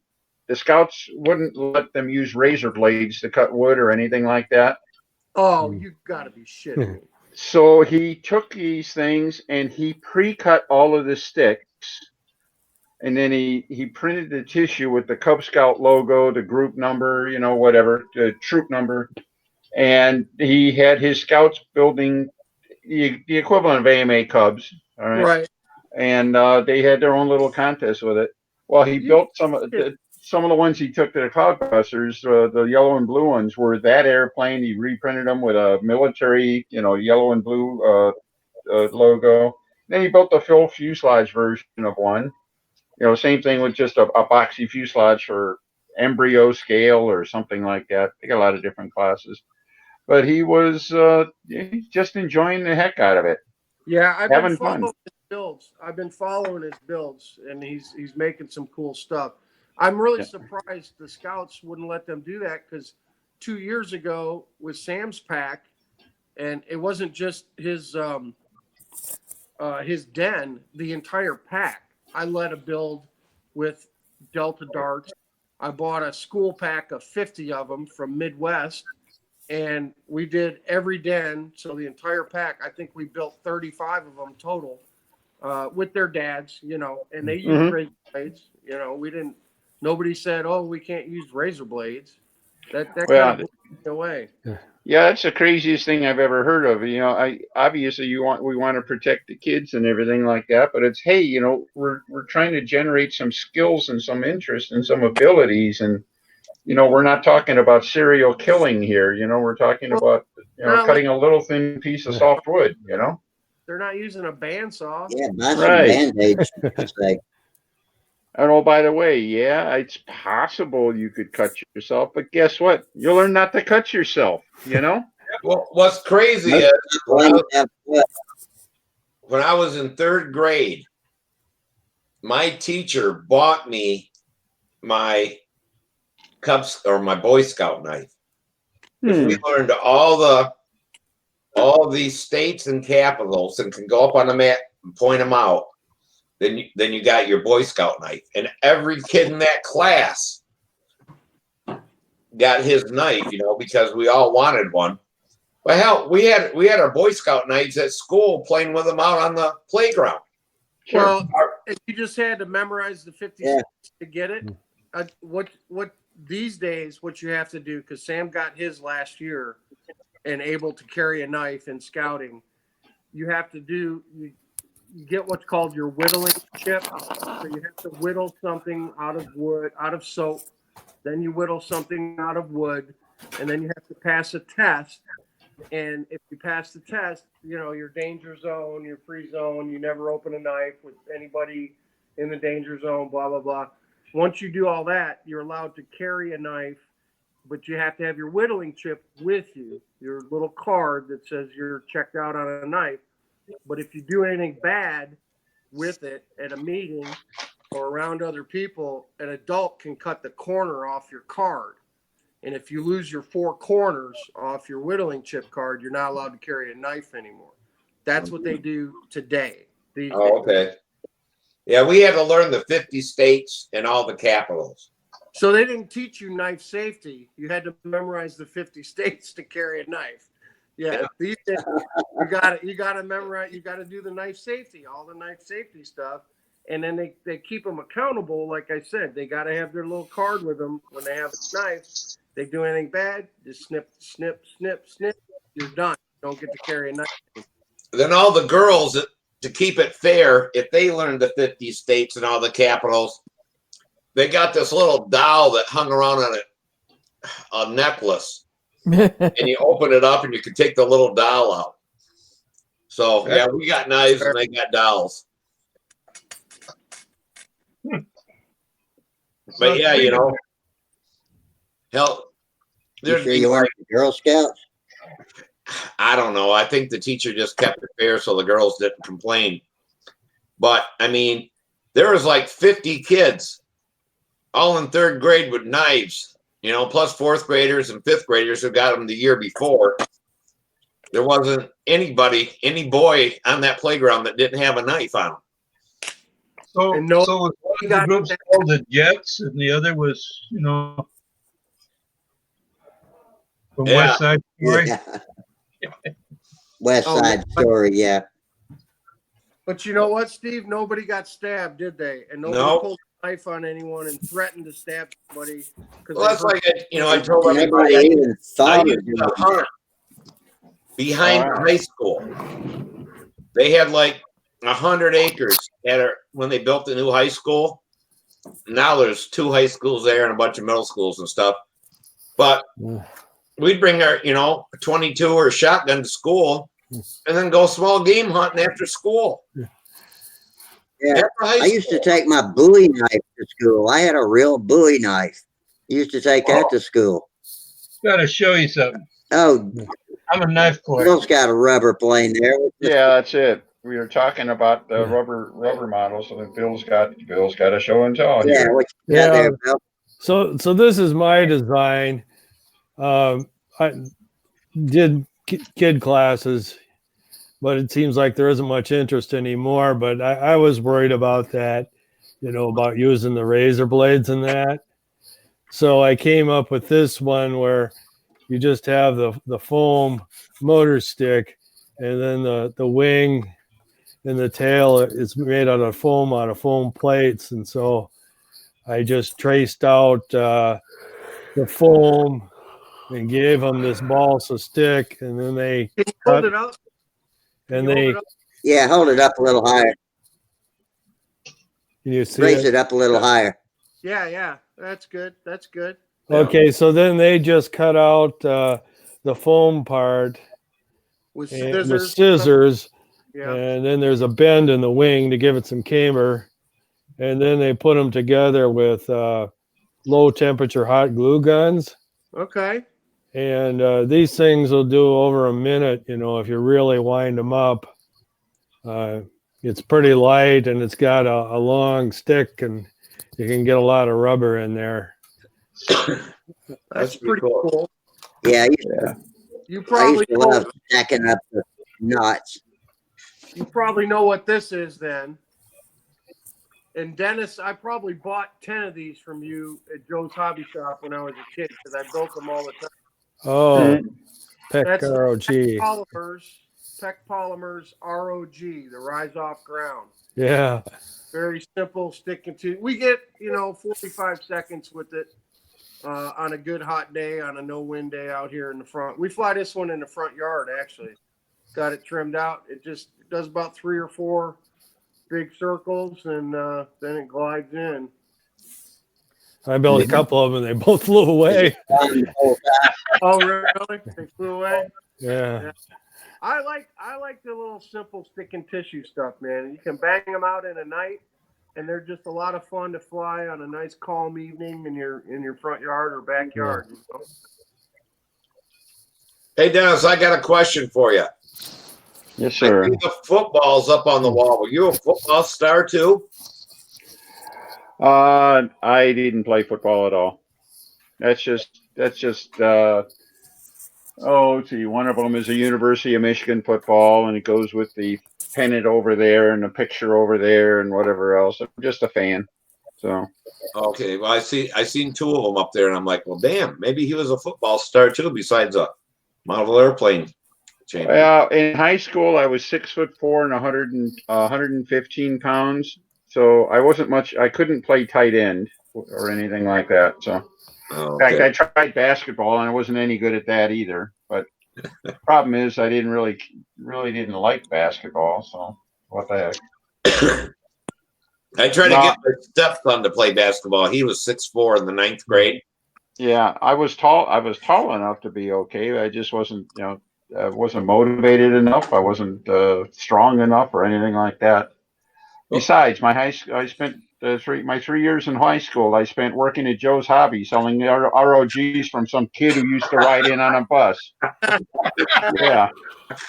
Hey, Rusty, you mentioned knives. Yeah. Now, I'm a knife collector. All right, and I want to show you. This is one or two that I got in the mail. This is a Bowie, pretty decent one. Oh. I really like the handle on it. Okay, that's one. You got to back it up just a little bit, John. Back it up a little. Yeah. There we go. All right. There's the Oh, blade. yeah. Yeah. Now we got it. And it's got it's kind of a neat handle. Wow, yeah. And it's made in China, of course, but it's got a full tang on it. If you can see in the back here, full tang. Yeah. I've got to be careful because it's very sharp. Yeah. Anyway, I collect knives. This is one of my hobbies. This one is about probably about a 7.5 inch blade. But it's even got a bleeder. It's got bleeders built into it, huh? Yeah. It does. Now. Yeah, I used to love knives, but once I got this big prominent dialysis access built into my veins in my arm, I quit playing with knives because if I ever sliced one of those, I would have bled out in about 10 minutes. So I figured I'd just look at them from a distance after that. You think that's a knife? Oh yeah. Oh, wow.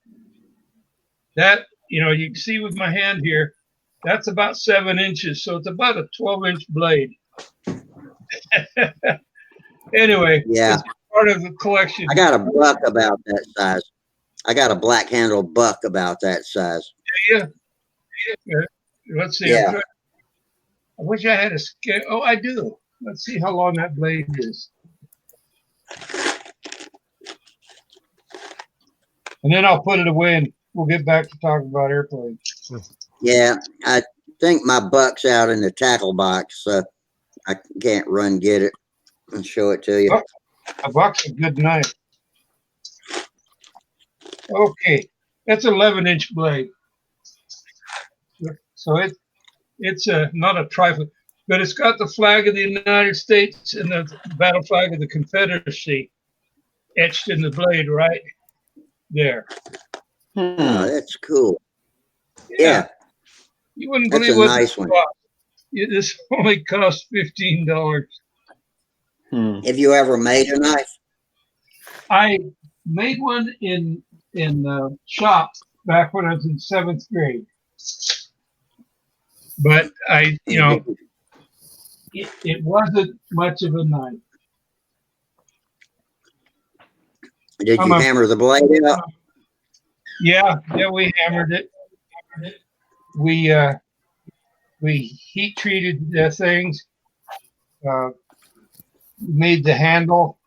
The handle was, to me, was the most fun part of doing it. Anyway, there it is in its sheath. I've got probably 100 different knives that I enjoy collecting. Anyway, now I'll shut up about knives. Put them back in their sheath. We've never talked about knives on here much before. John, why did that from on topic? Yeah, well, that's a different topic. What's that, Mike? Do you know why the man stuck a knife up his butt? I'm afraid to ask. He wanted to fart. What? He wanted to cut a fart. Oh God! Mm-hmm. That's cross that one off. That's what's coming home from school these days with my 4th grader. Well, fart and bodily function jokes were big when we were that age. Always funny. Yeah, something about those body functions make good conversational material for that age group. Yep. Well, just one other thing. Somebody had told me that, you needed castor oil fuel for the cogs because I had one that was like worn out at the gnats and pretty frustrated. I found this is 18% Klotz castor oil and then 2% synthetic, 35% nitro. It's a Fitz Fuels. I don't know if you've ever heard of those, but I looked pretty hard. Fisk. That used to be Glow Plug Boy. That used to be Glow Plug Boy. He's out in Houston, and the original guy died, and Fisk took it over, and he makes several different blends. But that's good. If you've got a worn out Cox engine, that is what you want to use. The full castor mix is something that'll varnish it up to where the piston and cylinder seal up and get good compression again. So you're okay with that. Well, but for a new engine, I wouldn't purposely start it on a steady diet of that, but it's okay. Yeah, I don't know. If it gets too varnished up, you can devarnish. A lot of times you'll ruin one by devarnishing it, and you might never get it quite back to where it was. But if you got a worn out one, that's the stuff to run. Yeah. And it depends. Does it say what clots in it? What's that? Say what clots? Because if it's KL100, no, or that's original clots. But if it's Super Technoplate, That's 80-20 caster synth. Klotz has two different mixes of oil. The Super Technoplate has 20% caster in it already. Yeah. The KL100 is all caster. Oh, here it says the 2% synthetic is Technoplate synthetic oil. Oh, so that's what he's running. That's all Klotz 80-20 is what I can show you a jug of what it is. Hey, John. Bill, that sounds like it's Yeah. just perfect for what you. Here's a big knife. Is that a Japanese sword? Yep. Wow. Yeah, a friend of mine gave that to me. Well, he sold me a bunch of stuff. He got that when he was in the war. Brought it back. Wow. But what I was looking for, When the fist, If that's a war looking for it souvenir, was a sword he got in the Philippines, or a knife, and he said they call it a Filipino pig sticker, and it had a wooden sheath. This knife is so sharp that you can't even touch it will cut you. And I put it someplace so Samantha wouldn't ever get it. Now I can't remember where I hid it. I remember where I hid. I remember where I hid this one, and I got this, and I got a bayonet off M1 Grand and stuff that I got from him. And Yeah, I after love those the secret hiding places. Phil's guy bought the glow plug boy Phil's out, he got a few of us over at Cox Engine Forums to run tests on it so he could see if we liked it, because we've been posting about alternatives because a lot of people like the glow plug boy, and I was one of the ones that got to do the testing, and so I've got one of those same bottles that you've got over there, Bill. Oh. And it ran good. There's the stuff. Mike's Bill, got it. Look at what Mike's got. Bill, what he's probably Super running Technoplate. is 100% of this, Uh-huh. which is Klotz Super Technoplate. So it's 80% synth, 20% caster. So this is already caster and synth mixed together at an 80-20 ratio. So he's probably running 100% of this in that fuel. Does that make sense? Yeah. Yeah.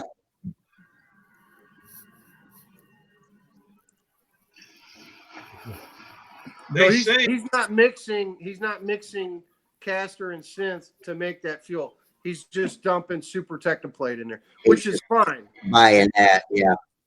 I mean, Randy Smith told me to use, because I make my own fuel for my PA engines, and he said to run, at least 20% caster, 80% synth, and this is what I make my 10% PA fuel with right here. 10% nitro, 20% oil, just right here. And Randy said that's fine. 80 synth, 20 caster. They say you could run as little as 2% synth in with the caster, bring it up to 18 to 20%, and you'll still get the cleaning effect of the synthetic, and you'll get the plating effect of the caster, even as low as 2% synthetic. Myself, with my stalkers, I run 100% synthetic at 17, 18%, and no nitro at all.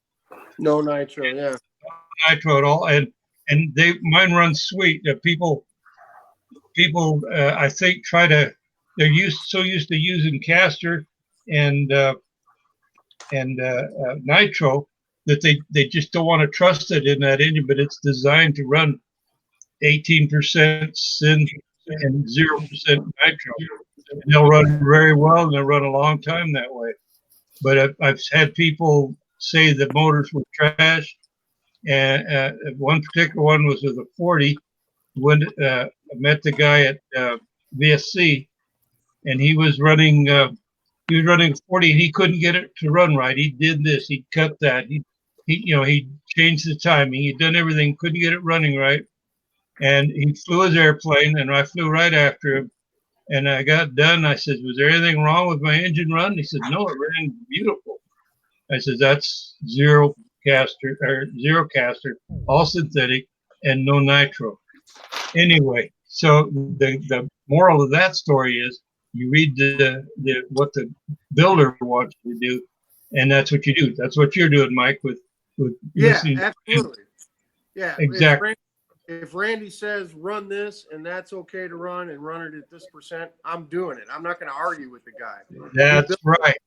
He built the damn motor. He knows what it's supposed to run on, you know. So I do exactly what it says. And talking about the stalker, the only stalker I saw run, I saw one run at Huntersville a year or two ago, and it was just, now I've seen Tom Dixon stalkers run and they run great. Tom's running them, you know, how they're supposed to run. But another guy had one, it was just going sag and lean every time he pulled. Every time he pulled the manure, it was just whoa. Yep. Just dying. Just dying. I bet you. I don't know what he was doing or what he was running. He got in there. Either he was not running FAI fuel, or he'd gotten in there and tried to change the compression ratio, tried to run nitro. You know, you got to put 2 or 3 gaskets in the head to take the compression down.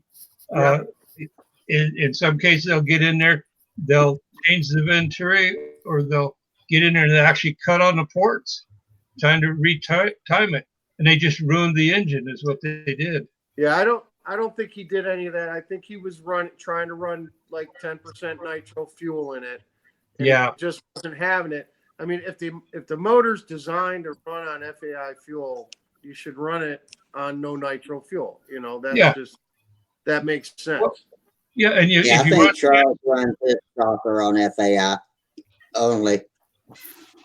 If you run caster in there, you have to decoke the engine every now and then, because you get all that carbon buildup on top of the piston and all that.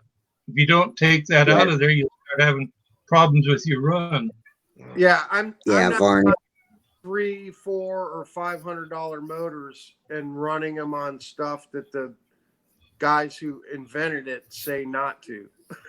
Yeah. You know, that's like taking your car and putting diesel gas in it.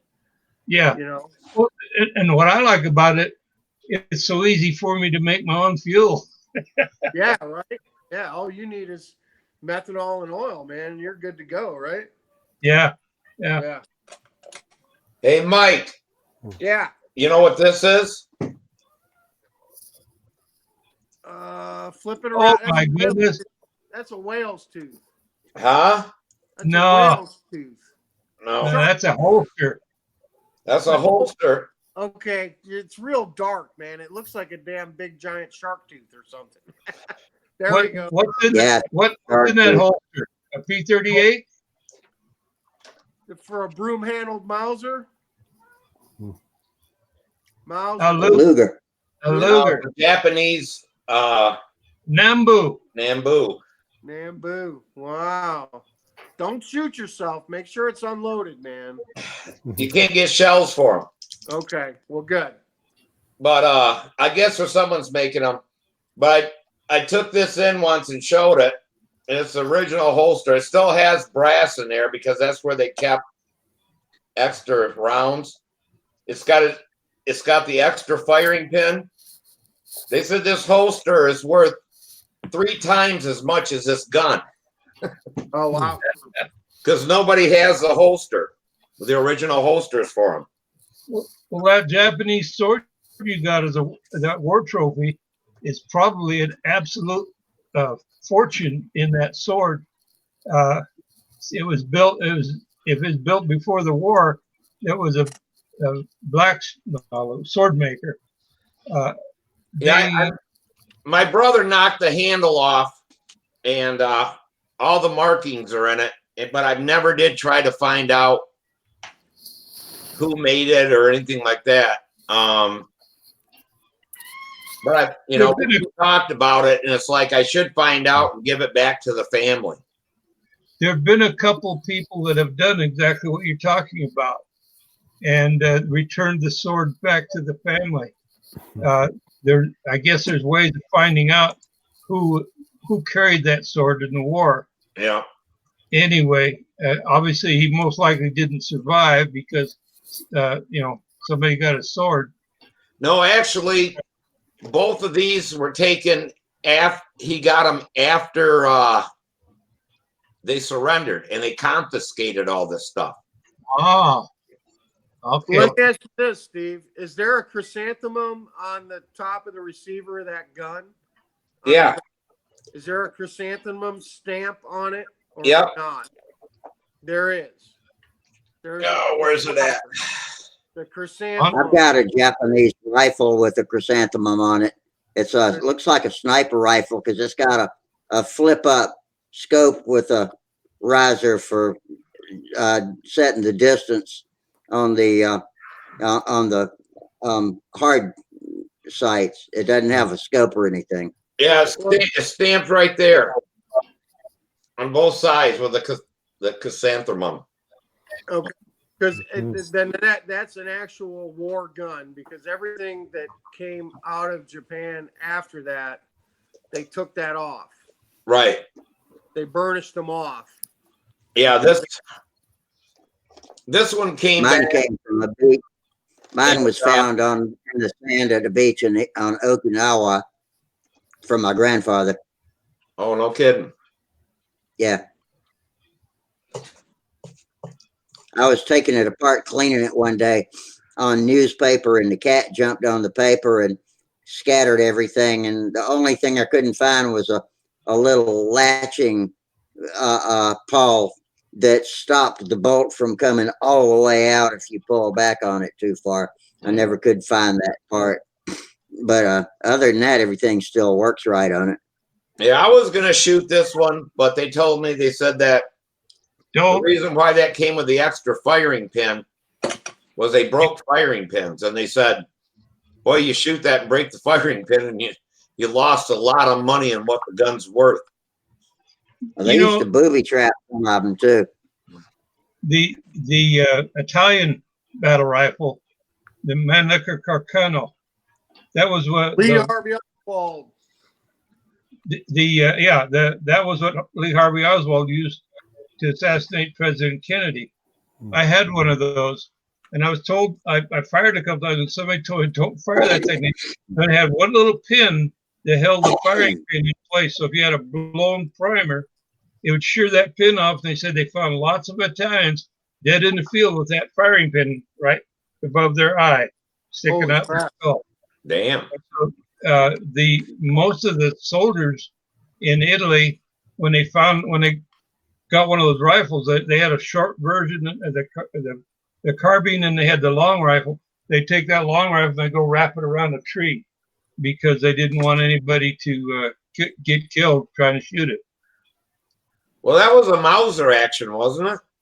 It was. It was it was a Mauser action.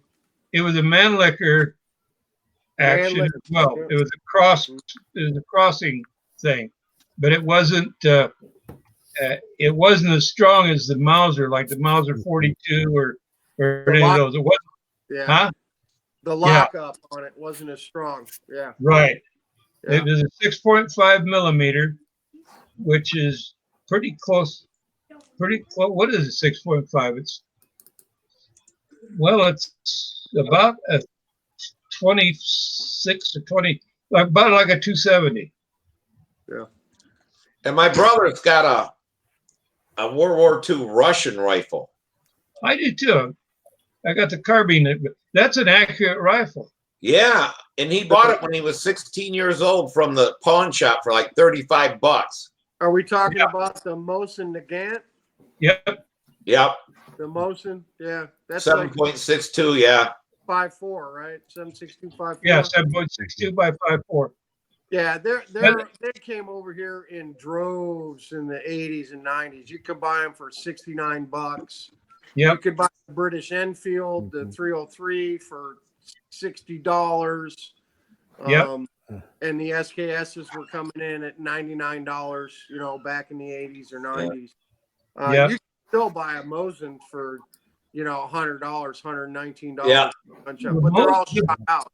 They're all The shot Mosin, out. the Mosin that I have, and I have the carbine. I've shot the long rifle as well, and that long rifle is extremely accurate. I was amazed at how accurate that was, just through the open iron sights. Yeah. And we're not talking about airplanes. I guess you could almost shoot down an airplane going around and around in circles with that rifle. Yeah, well, the Mosin and the Enfield, the 303, or the MK, Royal Enfield Mark One. Mark One. Yeah, Fiber Force was making stocks for those. You can get aftermarket synthetic stocks for the Mosin and the Enfield and turn them into actually a pretty decent bolt action hunting rifle. Well, it would be. Yeah, the Enfield, I remember shooting those. The Enfield, it looked strange. It was typical British. It had what I would consider a lot of extra metal around various places, but it was accurate, and it was. I think there were more Enfields built during the war years than any other rifle. They built millions of them. Yeah. Well, and that's why so many of them came over here so cheap for under $100. I mean, still today, like I said, you can get them for $100, $120. Still packed in cosmoline. The gun shop I have here in Tennessee, in Nashville, has the Nagants and the Enfields for $100, packed in cosmoline. Original wooden stocks, but they're all, the barrels are shot out, the actions are wore out, because they were used for other nations for many years after World War II. Yeah. A lot of them saw service in Africa and all over there. But, for nostalgia, if you just wanted one to have, it's a cheap rifle to have. And like I said, there's aftermarket synthetic stocks for them. I was on a kick in the late 80s. I was buying 8mm Mausers, bolt action Mausers in 8mm, because you could buy a gun for $125, and the ammo, you could buy 500 rounds of 8mm ammo for like $60. Yeah. But shooting that big 8, man, it's like a 9-pound gun. The gun weighs like 9 pounds, and that 8mm, man, I tell you, about 10, 15 shots is all you can handle, and you're done, because it kicked like such a beast, man. Oh yeah. 3 or 4 different 8mm through the years, and I don't own one anymore. But even those are expensive now. Again, if you see a good example of a Swedish 8mm Mauser, they're running $400 or $500. You know, and back then we were buying them for $150. I used to like the little Swedish Mauser carbine that had the Mannlicher stock all the way up to the end of the barrel. What caliber though? Because there was a 6.5 millimeter. There was a 6.5. There was a 7 and an 8. They made it in 3 calibers, all with the Mauser action. Yeah. Yep, they were good. Some of the Russian rifles, the bores were chrome plated, were they not? Not to my knowledge. Every example I've seen of any of those rifles, they're all worn out. I mean, every one of them, they're worn out. They've been shot to hell. Yeah, my brother's is real nice, and it didn't look like anybody had shot the corrosive primers, because that's what pitted them and wore the damn things out. When did your brother get his? He got his in the 70s. Right. Okay. I'm saying this market was flooded in the late 80s and early 90s. It was just flooded. They were less than $100. But like I said, they had all seen service in other countries, and they were training rifles for a lot of countries too. It was accurate, but like you said, something about the stock, the damn thing kicked like a mule. And why, that caliber would kick so hard. millimeter is a big. Were they really light? That's Were 8 they millimeter. lightweight? No, this one was heavy, and my brother bought it for a hunt, and it looked so funny because he had the sling on it that came with it. He'd be walking in his orange with that damn Russian gun over his shoulder. Oh, Rusty, ain't none of them light, man. I think the 8 I didn't millimeter. think so. I'm serious, man. I'm not joking when I say it was close to 9 pounds, man.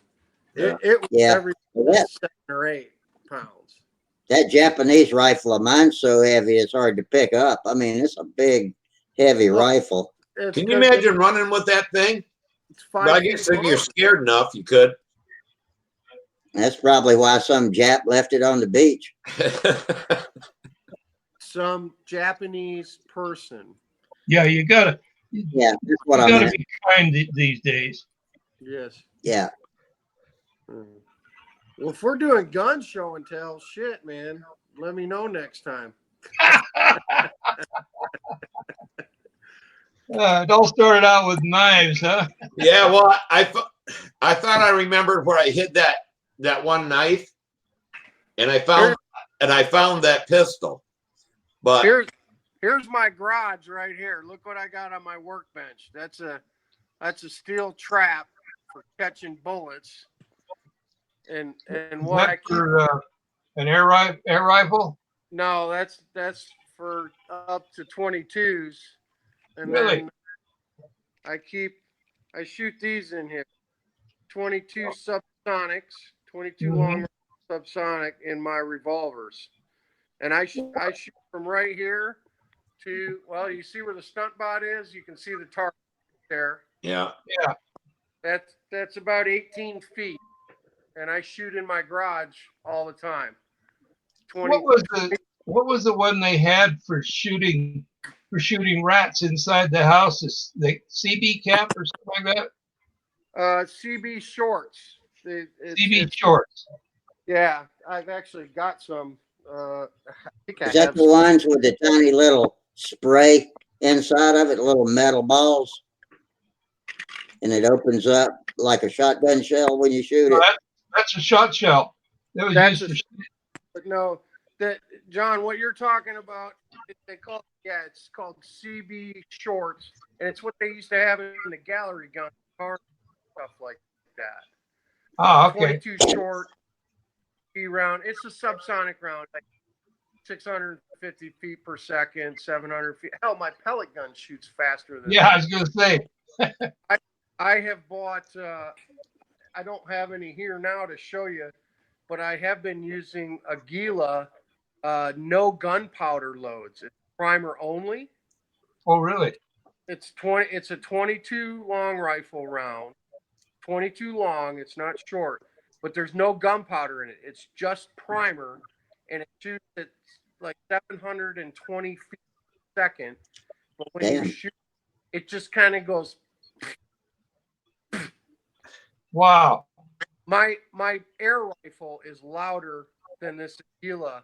It's called no gunpowder. It's zero gunpowder and just primer, just shooting off primer. I buy that so I have hearing protection while I'm shooting it. I can shoot it without wearing my muff. Yeah. Even the subsonic 22 does have gunpowder. I got to wear muffs because it's loud in here. Mike, what country had an air rifle for their main battle rifle? What was the last of it? It shot like. Oh no! It shot a 30 or 40 caliber round. It had a big bladder in the stock that you could pump up, get your air pressure. They actually outlawed it in the articles of war, where because it was so quiet that they couldn't tell where they're being shot at from. No kidding. But I believe it was Sweden that had it. I was gonna say probably an Anschutz, man, right? Yeah, and probably. I don't remember. Denny, are you asleep? Denny's asleep. Who is? Dennis was. He was napping on us. He says Well, we're not talking about airplanes. Why he's yeah, just gonna sleep. we should probably get back on the airplane stuff, but I probably Anschutz because that's a Swedish company, I think, and they were the first ones to develop really high-powered air rifles. Yeah, They that's probably, My father-in-law has an Anschutz 22 caliber air rifle that he paid like $600 for, back in 1976. It's 40 years old, but he paid more than a real rifle costs for an air rifle. right. Dick Right. Hey, Dick somebody tell me if my picture's frozen. It Am is. I showing up? Yep, you're frozen. been for Frozen? Okay. 5 minutes, man. Well, I got a question for Yeah. Dennis, and he already knows what it is because I sent him pictures. I'm gonna So refresh my screen. Y'all talk. what I'm wondering is, I sent you the measurements, and I got on Brodeck today and I was looking, and you've already designed one for the Viking, but I don't know how long the nose is or anything like that. If that would work. But the other thing I was thinking was, if you could do like the Viking, whatever, and make a generic version that the little grooves in the back were all laser cut in, and you could then adjust that, say from 11 inches down to 9 inches or whatever, and just cut the back off. And that would save then it would be a universal battery motor mount, assembly. Yeah, I've done that with a couple of them. In fact, the Universal A and B are just like that. You can cut them for length. You can change the battery height and stuff like that, and they'll work. Their top access battery and stuff will work fine. I think what you showed me there between with the canopy up on the nose and stuff like that, I think you ought to go have a side access battery hatch. Yeah, Make that's a lot what more I sense. don't want nothing else. I was just thinking that make it easy. You design this stuff for me like you did the other one, but Yeah. it's a lot of work. And if you can make a universal one, that would, Mhm. you could adjust a little bit. Because Yeah. really, the one you made for the SV11 would work if I could shorten it up. Mhm. Yeah. Okay. And I was just kind of wondering about that, but I really like the look of that Viking one. I'm like, man, if I could, I don't know how long that nose is on that one.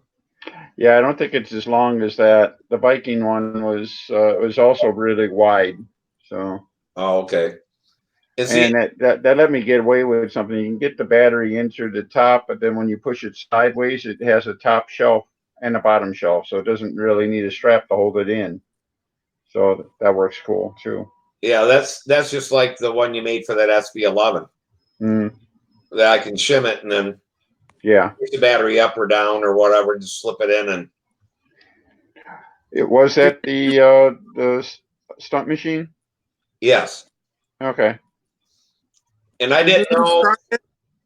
The other thing is that if that nose would be long enough for electric, and the other thing I'm thinking, I kind of wanted to go with a bigger diameter motor. Yeah. Yeah, there's plenty of room for that. Or anything like that, Yeah, you can go with the. Well, did you want to use one of the really big motors, or you just talking about the big silver, the big Aerowind, the Aerowind? Or a 30, 35 size or whatever, I guess. Yeah, I just had to redesign the. I just finished it up today. In fact, I redesigned the installation for the United for a 30 for one of the big motors, and that's only 2 1/16 wide between the doublers. So that the one I just did probably would fit what you got there pretty closely. That's a side access battery and everything too.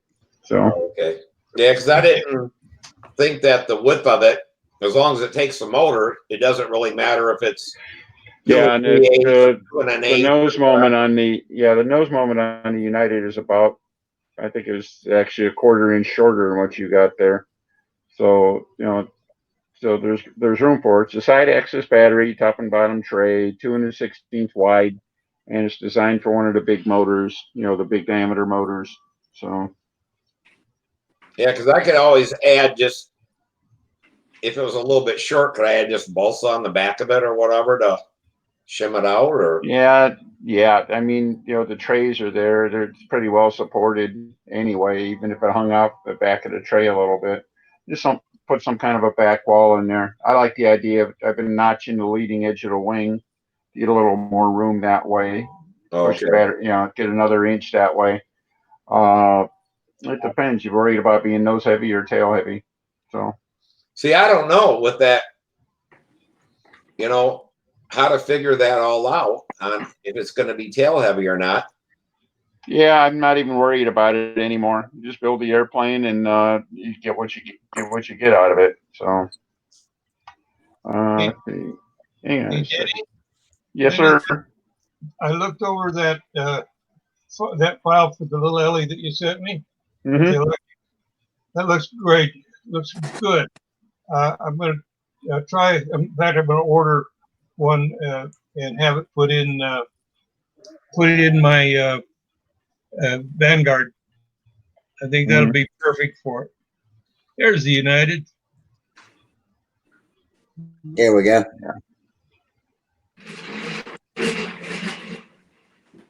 Yeah, it's 2 1/16 wide. It's got, I put it side braces that carry the motor, front mounted motor, side, there's the battery pack and everything like that. I bet this nose is, where is it?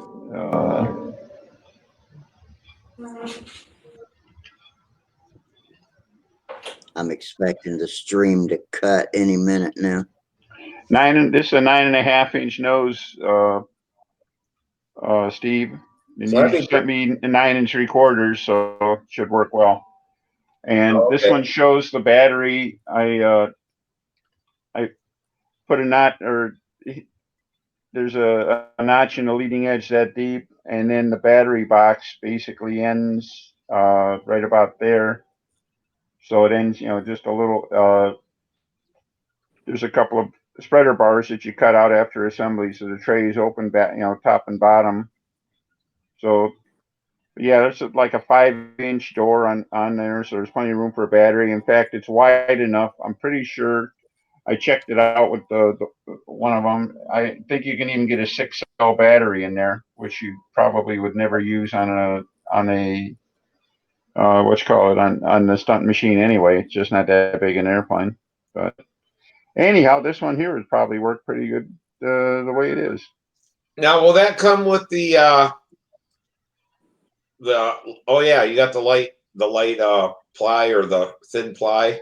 Yeah, it says I planned on just using 30-second ply doublers on this because the wing cutout is such that I wanted to try to keep reinforcing the wing cutout. These are the side panels, so, that help carry the firewall. And the motor mount firewall is notched into the side panels, double layer. They're cross grain in the plywood, so when you glue it together, you get an extra cross grain in the stack. Yeah. The side access panel, basically an awful lot like what you just went through, with that one for the SV. So And this I one figure, right here is probably be pretty doggone good. I figured, I guess when they start burning them, I'll get one, because I could actually cut my 32nd-inch ply to fit my wing. Mm-hmm. Mm-hmm. Because it's probably a lot thinner. Yeah. Worst case is I'd say you just glue that part in and then cut a different wing opening to fit your wing opening. And then you'd still have everything forward. So. Oh, okay. Yeah. Since I got this up, let me show you one more thing I'm working on. All right. When you get through, before you close it out, I want to ask a question about the CAD program itself. So okay, keep on going and let me. Okay. Well, you guys at Brodak, they always run they got a certain class of racing called Foxbird. Basically Fox 35s on the Goldberg class racers, and I guess they let a few other airplanes into it and stuff like that. But there's 3 basic airplanes. So what I've been wanting to do this for a while here. And what I'm working on now is taking some of the basic Goldberg designs and turning them into some of the other Goodyear class or Formula One racing class airplanes that are out there. For example, you all know the Cosmic Wind Little Tony, the low wing airplane.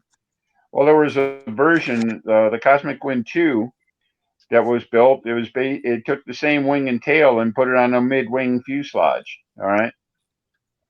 So that's what this is. That's a pretty easy one.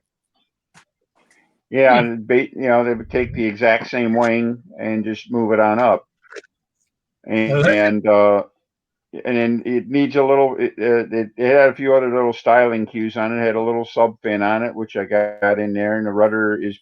I think the rudder part is actually identical. I changed the fin and added the sub fin on it, and I'm showing it with the landing gear off the shoestring, the aluminum gear, and reshaped the wheel pant a little bit.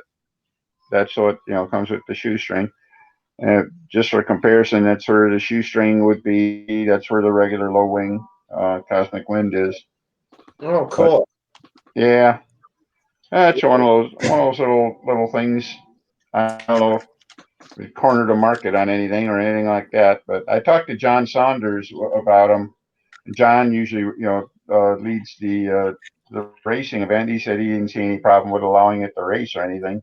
I mean, this airplane would have absolutely no advantage, racing wise, because it's the same size. It'd be a mid-wing. It'd be basically comparable to the shoestring, except that it has a, the straight wing. Except for the shapes, basically it's the same as your shoestring. So, yeah, anyhow, that might even make a nice little stunt model too. I think it would. I think one of the knocks on the Cosmic Wind has always been, people didn't like the low wing because they tended to have a high CG. And but if you get rid of that, make it a mid wing, all of a sudden the high CG goes away. Yeah. So I tried. If you make it scale, the fuselage would be a lot longer, and I think it would actually be a better stunt plane. But it would be clearly different than the other racers and stuff like that. So I've been kind of laying off of that. But let's see. Yeah, but would that really matter on the it have? I don't know if it would or not. That wouldn't make it any faster or anything. Yeah, I don't know if it would or not. It'd be a little harder to handle and stuff. But let me show you what that one looks like. And frankly, and that's one of the reasons I was comparing this more to like the TOs and stuff like that. That's what it would look like with a more scale length fuselage. That'd be a good stunner, man. I like and that. I think this would probably fly. Well, it's still around a 400 square inch wing, so it's going to be a little smallish, but compared to the TO, but I'd be more on line with. I guess the RST was about this size. Yeah, I think it would be a pretty good flyer. Yeah, 450-ish. Could you make it 450-ish? And then you well, fly. Again, I was trying to use the exact same wing, so it wouldn't be any different. But yeah, you're right. I mean, if I'm going to make it a purpose-built stunt plane, I think it would just make the wing a smidgen bigger and maybe make it one of those the combat style airfoils and move that high point way forward and stuff like that. So too is that they could just add a rib or so on it to get a little bit more if you wanted to, and I don't. if you wanted to do like a racer version or the root needs to be bigger though. Yeah, Denny, I'd move that gear back a bit to where you got that 16 or 18 degree ratio from the CG. Yeah. So, for handling purposes on the ground. That looks good. I like that a lot. Yeah, so do I. Yeah. That'd be something to look at. I had not really considered making it a purpose-built stunt plane. I was just focused on making different versions of the racers, but I don't know. That's a good candidate for an elevator-only non-stunt plane. Well, the airplanes are pretty. The Goodyear racers are just pretty. They're all simple airplanes, but they're pretty to look at and stuff like that. And they look like something. They're not They're different than the warbirds and stuff. That would be a So, perfect entry intermediate level trainer. I really mhm. think, you know, some young man or young woman coming up through the ranks would find that very helpful step. Mhm. Well, that Okay, and finally, I was working on this. This is a racer that came out of the Lawrence Institute of Technology in Detroit. It's a Really? pusher, Yeah. right? And believe Wow. it or not, I started with the Cosmic Wind Wing on this also and changed it around. And but this is one I'm kind of fond of. And of course, with this would probably be electric only. I can't imagine messing You, with a gas engine on it. But you'd have I problems with the gas engine. yeah, the electric should be a cinch. I would still have some trouble because of the layout. The battery would be low. I'm going to have vertical CG problems with it. I got to figure that out. But there's just no place to put, there's no good place to put the battery unless I try to put it right up there or something. And I don't know if that's enough. But anyhow, just messing around with that. That's cool. I This is like. this is why I can't get anything done on anything that's useful because I keep playing with stuff like this. So.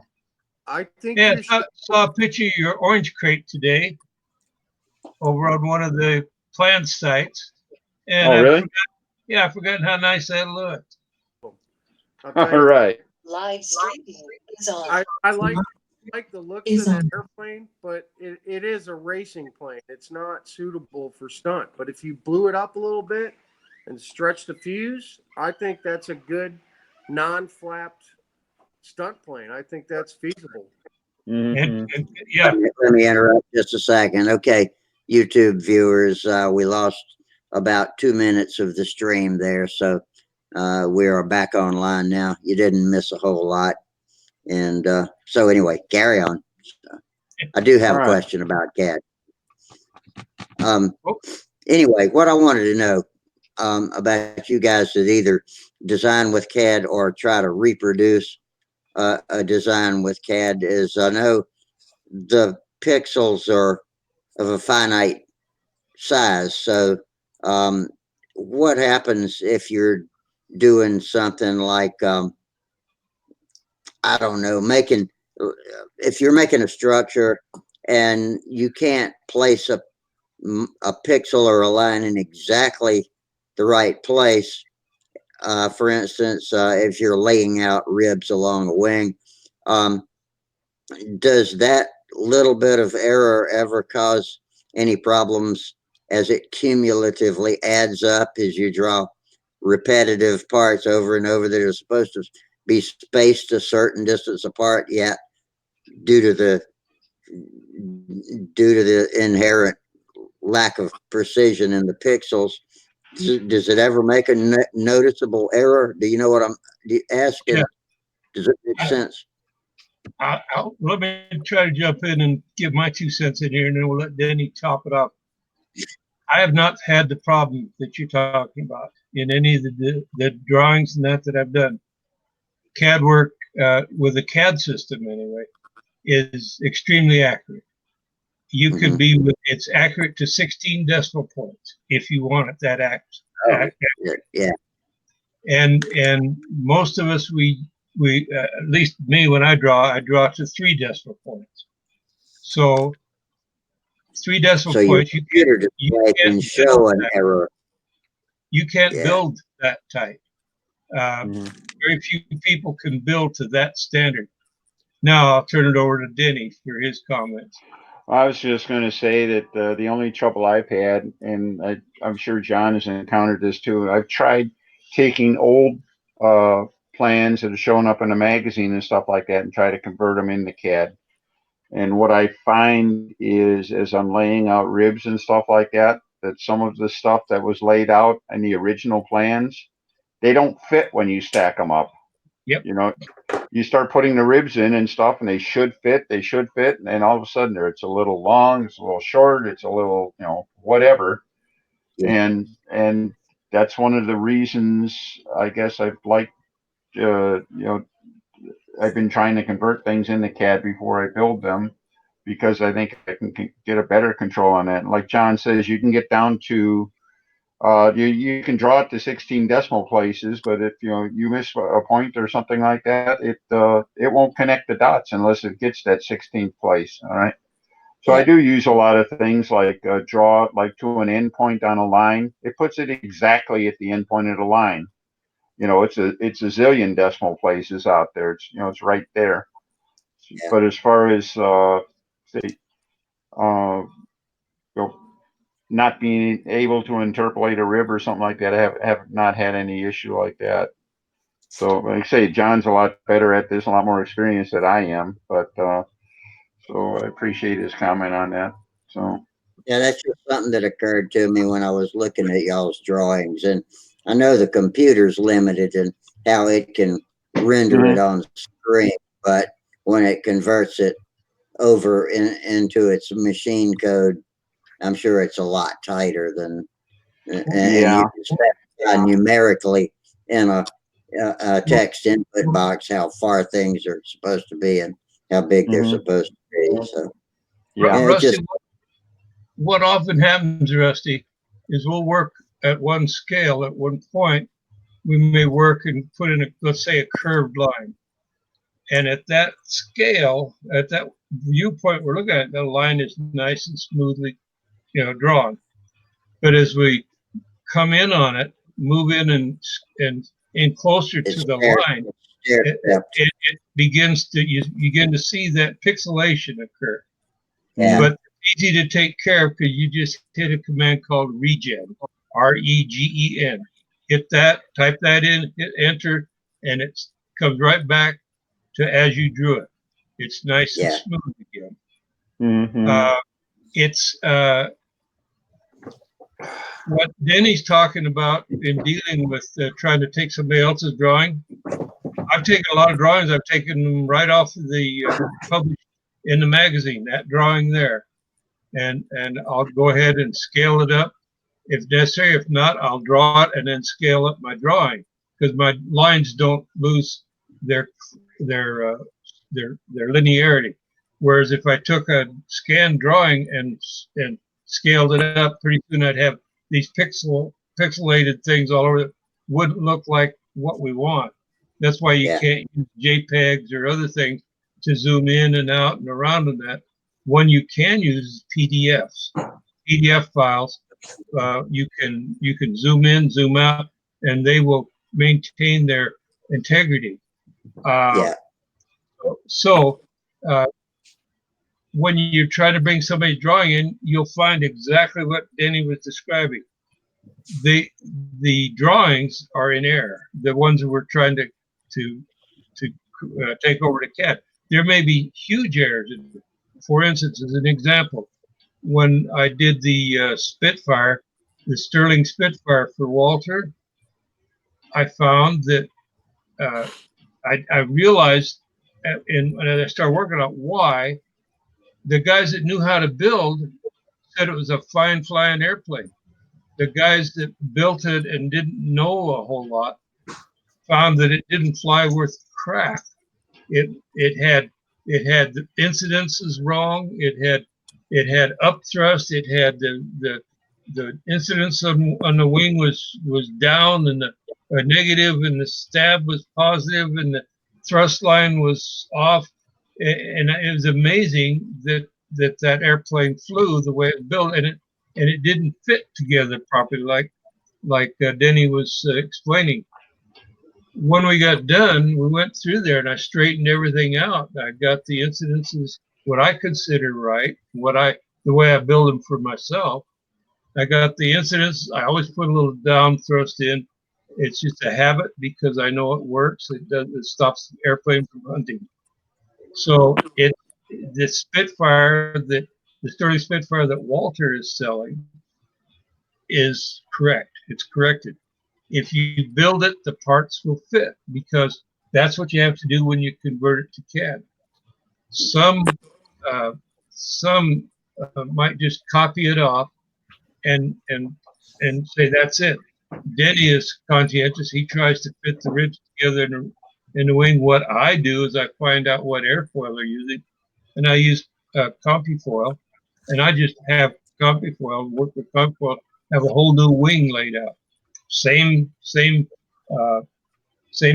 in the ribs, same, everything is the same, but now everything fits. All the ribs fit. And so when you do that and you put that into the fuselage, you've got the fuselage straightened out, you got the ribs and the wing in there straight. Only thing you have to worry about now is your stab and your rudder. You can by doing that, you wind up with a better flying airplane than if you had just built it off of the originally published plans many times, not all the time. So, I think that Spitfire is a great example. As I recall, the kit had each body side had 5 pieces in it, and each of those pieces were die cut with Sterling's world famous die cutting ability. All right. Yeah. So if you didn't take your time, if you weren't, careful with just making sure the edges were everything joined and everything, I mean, that thing could be one side to the other. It could be, could be wildly different. So yeah, the fact that Walters is cutting one laser cut piece and it's straight and everything like that it's already light years ahead, So yeah, that's cool. That's exactly. All right. Well, thanks for that explanation. That's great. What Just a happened little to curious. Brian? Brian was here for a minute. He left. I guess he wasn't into the gun discussion. We were on the gun. Brian. I don't know. We've got a fellow jitster up there that hadn't said anything. I don't know who that might be. Yeah, but Mike waiting and cameras muted. Trying the latest iteration of the Revolutions and what new electric discovery he made and his new molds. With it. I have to admit, I was kind of dozing off there a little bit too, and you're talking about 18% versus 19% oil and purple fuel versus red fuel, and that's it. I felt like a Lone Ranger out here. So what the heck? So nothing was electric. Yeah, Too bad. none of those electron things. On the other hand, Too bad Lynn that. Okay, well, let's talk about some more airplane stuff. Dennis, are you going to fly half A at Brodax this year? I've been toying with the idea. My biggest reason not to is I just flat don't own any. I don't own any half A engines, and none are any good anyway. And I don't know if I want to mess with gas engines any. That's all. Oh, I think I may be involved. I may volunteer to judge it. So. All right. Well, Sam's going to fly it this year. I'll have my half A again, and we're going to have Samuel. So he's going to fly. I've been in touch with Will Davis. I'm going to try to help out judging again and stuff like that. I told him I'm going to bring sharp pencils and a bad attitude. So I'll be ready to judge. Hey, take it easy on my kid. All right. Yeah. I bought me a set of judging pencils because I know I'll bust the points and stuff on them. So I got 3 really nice mechanical pencils that I can put a full lead in them and spare erasers. And if I drop one, I'll have another one in my pocket. So I'm all ready. I've just found that somebody said that. The lower the numbers I write, the longer the pencils last. So, I'll tell you what, that half A event at Broad last year was the funnest event of the entire contest. It looked like I loved the airplanes that showed up, and I wasn't in tight or anything with it, but just watching from a distance. You guys are having way too much fun. And you know what else? We were flying in weather that they would not flown regular stunt in. You were flying in the worst weather of the week. You flew in the worst weather. Yeah. It was raining, but nobody cared. We had like 16 entries in half A. Mm-hmm. We had the best time ever, man. It was awesome. Mm-hmm. Has anyone ever tried a Cox diesel? My dad had some Cox, some Davis diesel heads on some 049s, but he flew them on gliders. He flew them on I don't know if you know what an high is, an Ace High. It was a foam wing glider. Yeah. Ace RC made. Dad flew a Davis diesel on that. You use an 8 or 9 inch prop. Yeah, well, yeah. I think he had like a 7-inch prop on it. Yeah. Yeah. Well, 7-inch. that's what I'm gonna try to do is do a half A this year for Brodak with a diesel, 049 diesel on it. We'll do it. Yeah, go for it. But trying to find a diesel is tough. Hell, my buddy from England, he was over there. He couldn't. He found one. Call Davis, the Davis guy. He was at a swap meet here in Tennessee just last year. The Davis diesel guy. I don't know. Yeah, I thought somebody else was making them. I thought wasn't Makoa making conversion heads too now? Yeah. You just buy a head, man.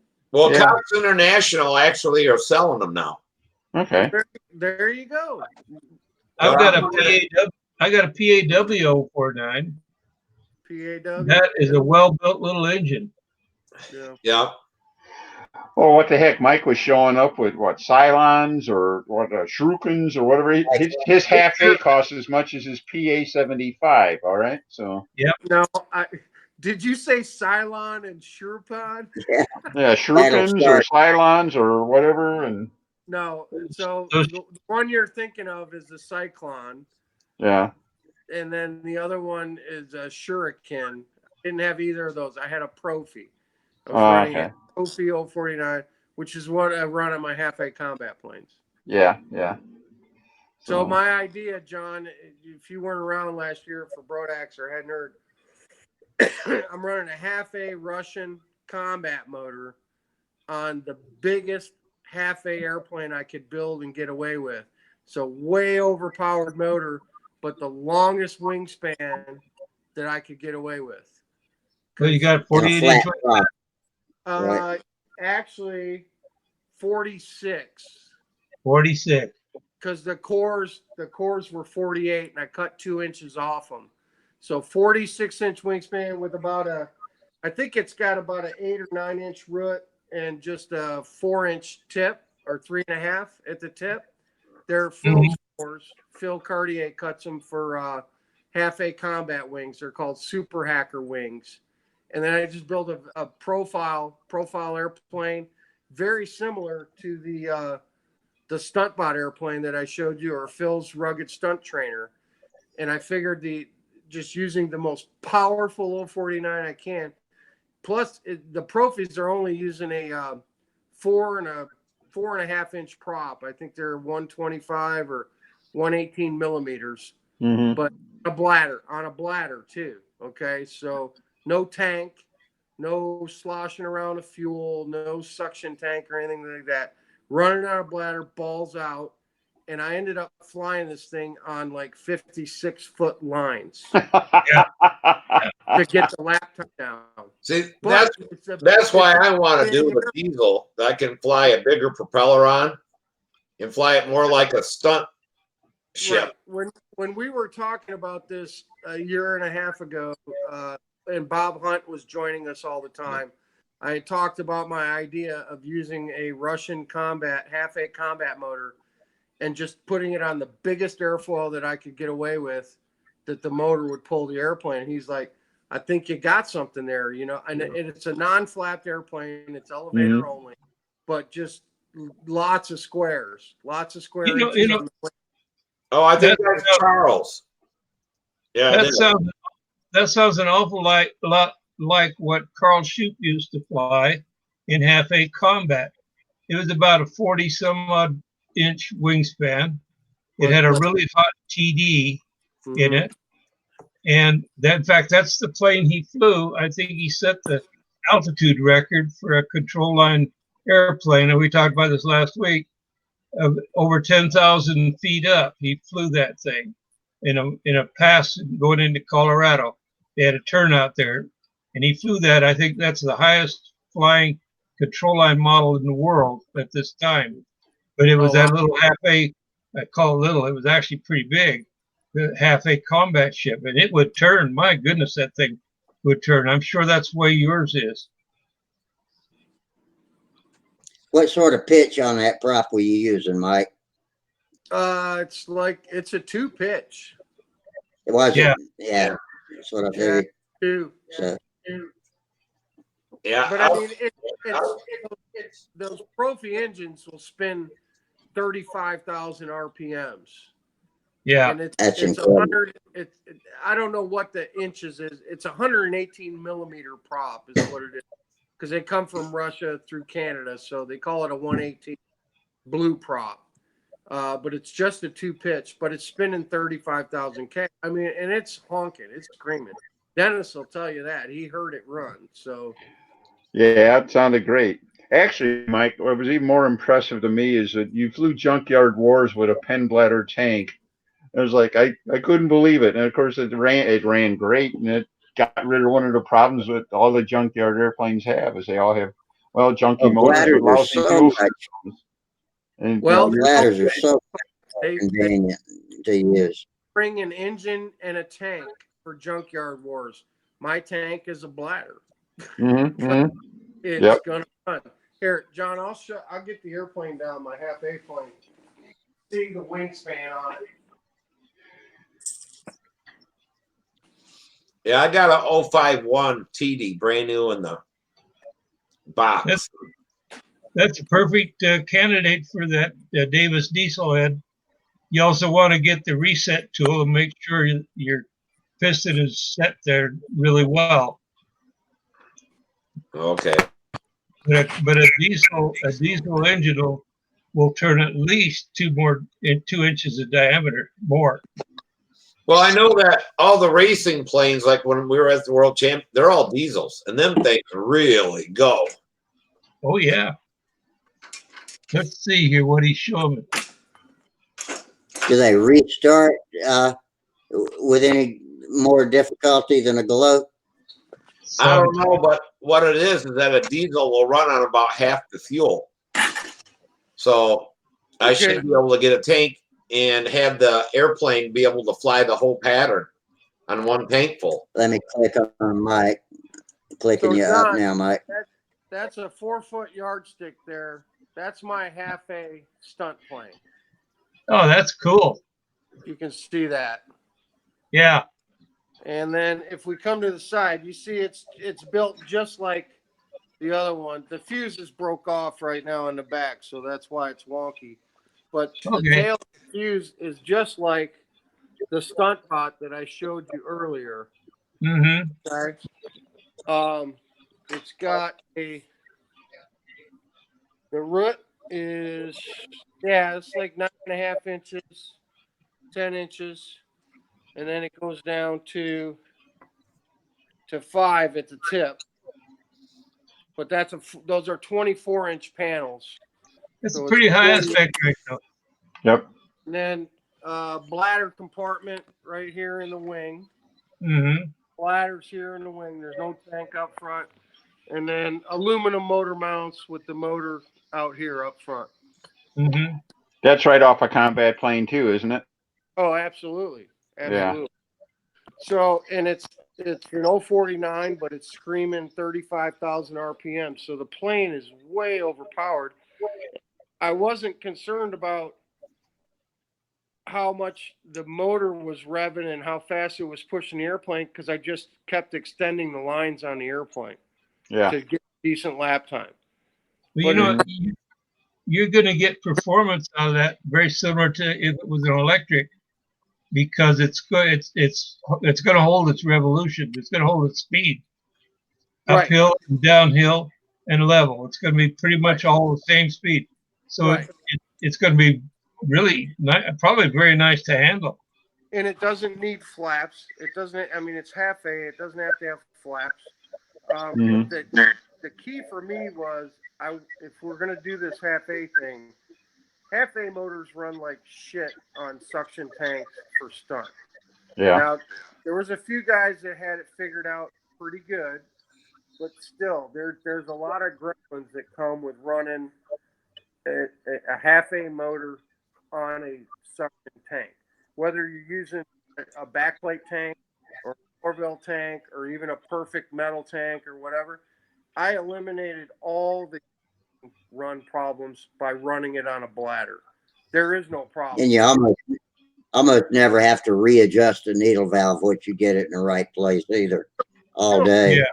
With, I mean, on a bladder tank, if you got that needle set the right way when you take off, it's not going to change.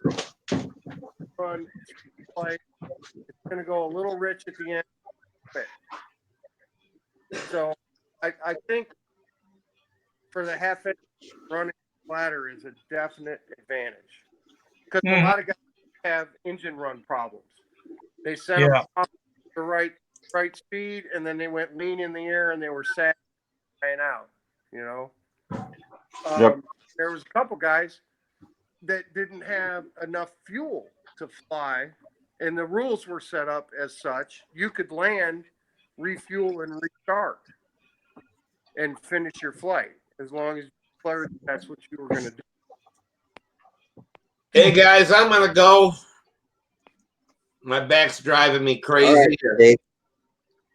I'll yeah, it's about to close up pretty soon anyway. So good night, then have a good weekend, and we'll see you Monday. You guys Monday. I just didn't feel like getting on last Monday. My back was hurting so bad, so all right, I'm doing better now. So well, you take care of yourself. Yep. Yeah, we're probably not going to have a Friday show next week. Next Friday. That's the new day that I would, reschedule to be off. So maybe just to go ahead and put that. Charles will put it on or something like he does once in a while. Yeah, y'all can always do it. Recording it. It doesn't have to go to YouTube. Yeah. All right. I know that's just. Steve. All right. Take care. Good man. The Oriental. Take care, Steve. Take care, Steve. Get better. Yeah, Charles Carter's there. Oh, is he back? Yeah, see, that's who our fellow jitster was earlier that I couldn't figure out a bit. Yeah. But John, he's not lit. What are your thoughts on the half A deal, man? Me? Yeah. What are your thoughts? Because like I said, Bob Hunt and I talked about this a lot last year, and he kind of thought that was the right direction, man. Biggest half A motor you could have with the biggest wingspan you could have. Well, I agree that the wing loading, you got to keep it light, but the wing loading is important. A high aspect ratio makes for a very good stunt ship, in my opinion. If you don't get so high that you start having trouble with turbulence. Denny's a big advocate, always has been, of high aspect ratio stunners because the wing is more efficient with a higher aspect ratio. So you're on the right, you're going the right direction. Getting the horsepower. See, you're running let's just take the horsepower for a minute. Your half-A combat engine is putting out more horsepower than 2 or 3 or maybe even 4 standard half-A engines. That's a good point. Yeah. So you are taming it by having a relatively flat pitch, letting it rev up in its normal range, and the pitch is adequate for what you want to do, and you've got the line length to where you got the speed under control. I think you got a good winning combination there. You know, somebody else is going to figure it out though, and they're going to come up one of these years with something pretty close to what you got. You know. Well, I think talking about it on this show kind of blew some of y'all's advantage last year because I bet a lot more people went with the bladders and high speed than they would have after hearing us. Nobody had an airplane as big as mine. I mean, a lot of these guys had half of my wingspan. They were flying, 24, 28-inch wingspan airplanes. Yeah. And like a Norville 049 on a suction tank. Yeah. Well, I have a classic airplane that I built that I've flown at the VSC in that. It's a twin flight streak. It's powered by 20s, a pair of 20s. Okay. And it has about an the full size one is about 87 or 79, 79 or 80, 87. I forget which wingspan. It's huge. They had a half A event that they were flying. I don't know if they still are in California at the one of the. They've got two flying areas there. Anyway, they had they had to fly at a certain scale. It wound up. I forget exactly the scale, but one guy scaled down the twin flight streak to match the not he had the I forget exactly. He did not match. There wasn't. Let me back up a minute. There was a ruling, but because anyway, he had two half A engines on it, and that plane outperformed everything they had there because of the power and the longer wingspan. Right. And that's exactly what you're doing with the single engine. That's yeah, that was my goal all along. I knew when they started this half A event, I was going to use a Russian half A combat motor, but I knew I couldn't put it on any half A design that was out there because they're all too small, and it would just be too fast. So I got these cores from Phil, and I'm going, this is a 48-inch wingspan core. That's how Phil ships these half A cores, and then you cut them to whatever size you want for half A combat. And for half A combat, I run them at like 38 inches or something like that. I cut them down. I cut 5 inches off of each tip for half A combat because it's too much drag to run a 48-inch wing on a half A combat plane. So we cut them down. But Phil cuts his cores out of 24-inch blocks. So he ships them that way, and you do what you want with them. You cut them off if you want. And I thought for a half A stunt plane, I want every bit of that to slow the plane down and give it a lighter wing loading. And I think, I mean, I screwed the pooch. I didn't do a whole lot of testing and practice flying before I went to Brodat.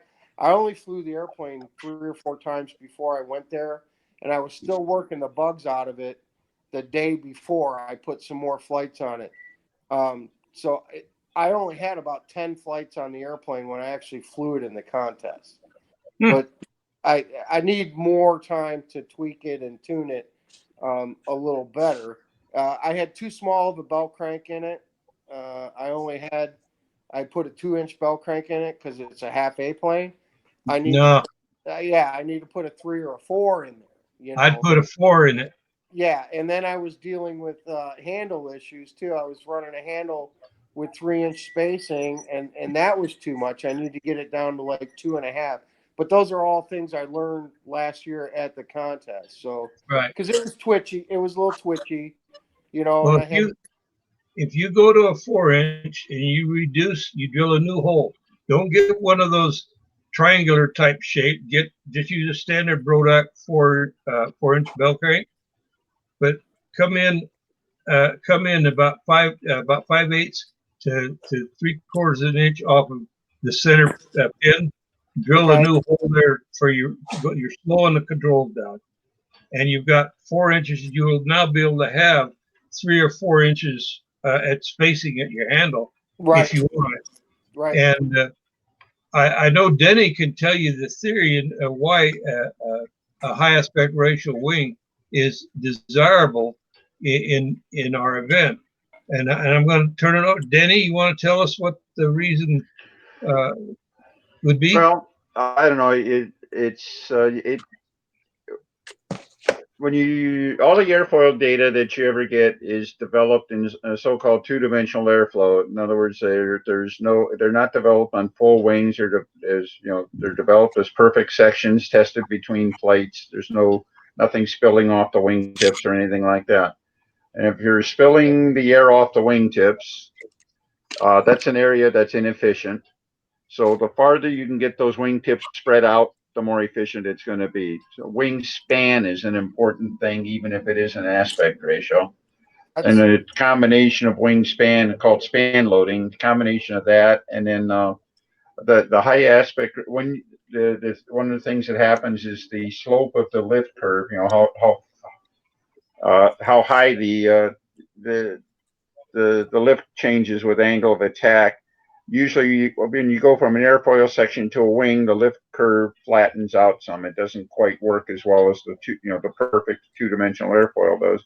But the closer you get to high aspect ratio, the better. Or the closer that curve matches up, and also just the drag, the induced drag that comes as the drag that's produced as in the course of producing lift is higher on a low aspect ratio wing than it is on a high aspect ratio wing. So you get more lift and less drag with a high aspect ratio.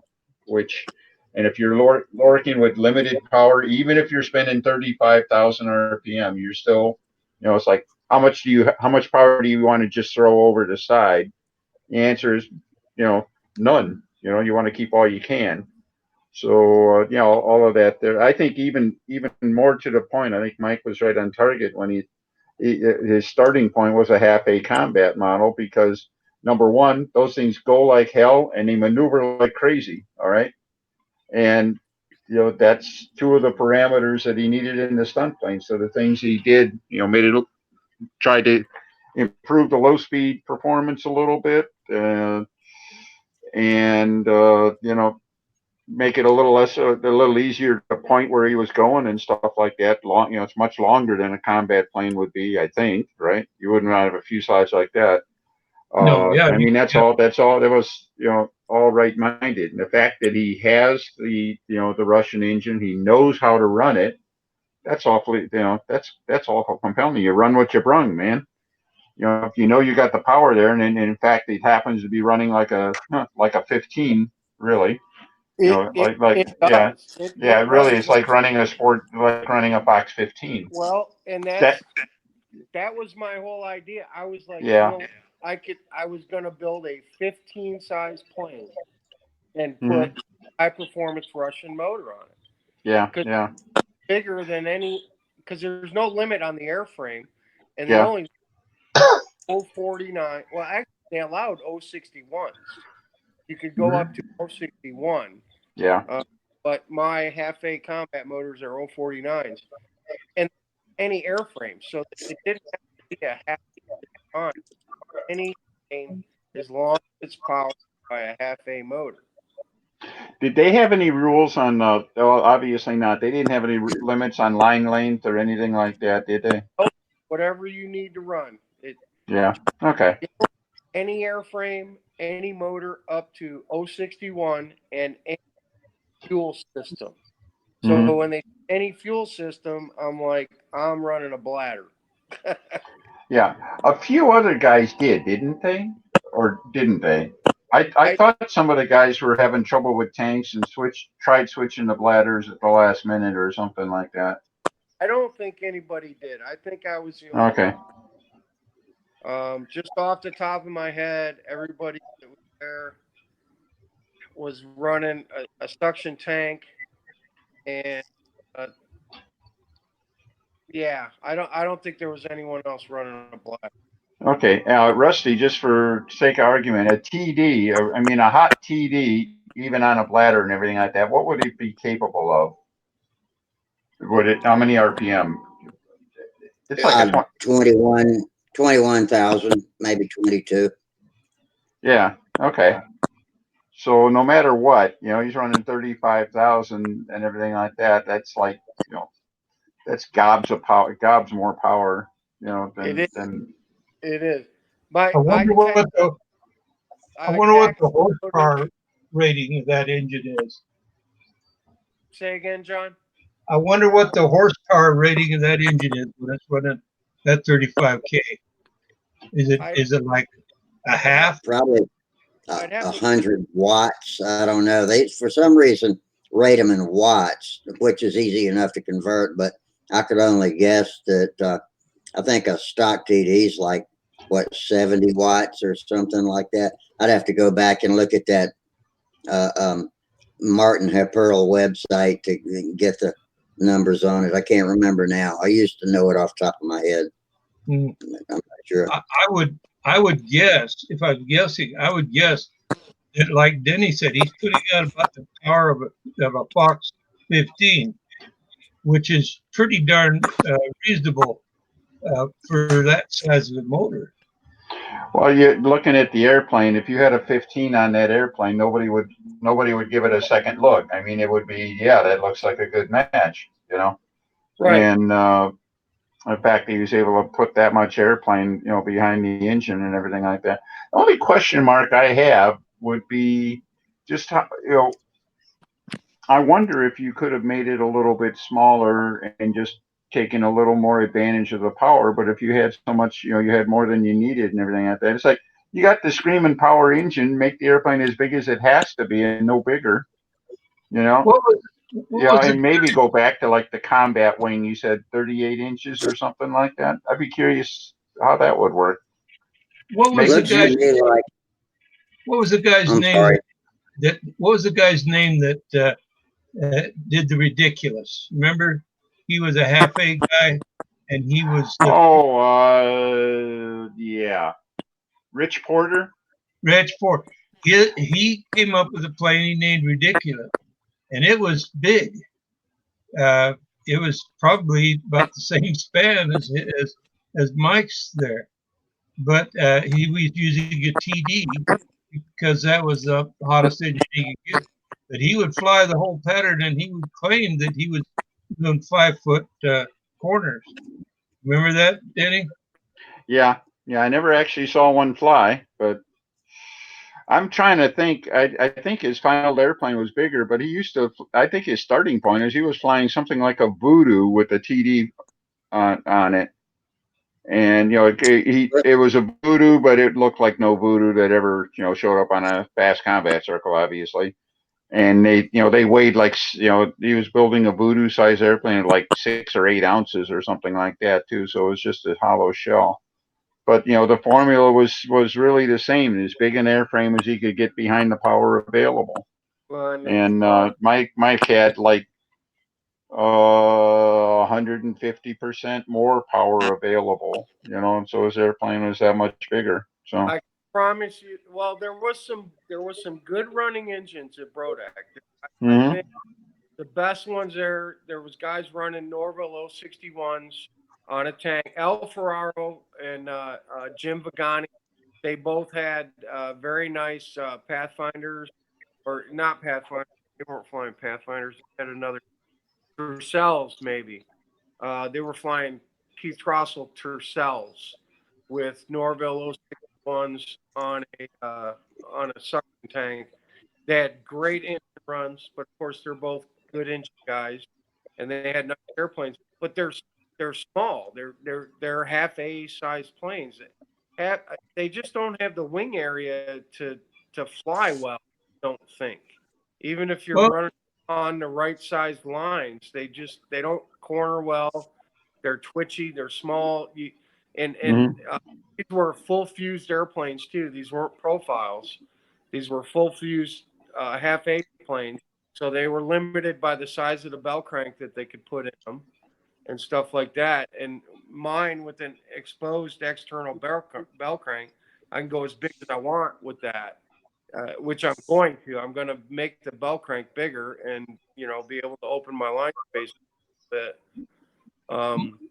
But I didn't do enough beta testing before Brodak. I had the idea, hot combat motor, big airframe, but I didn't get to really prove it out before the contest.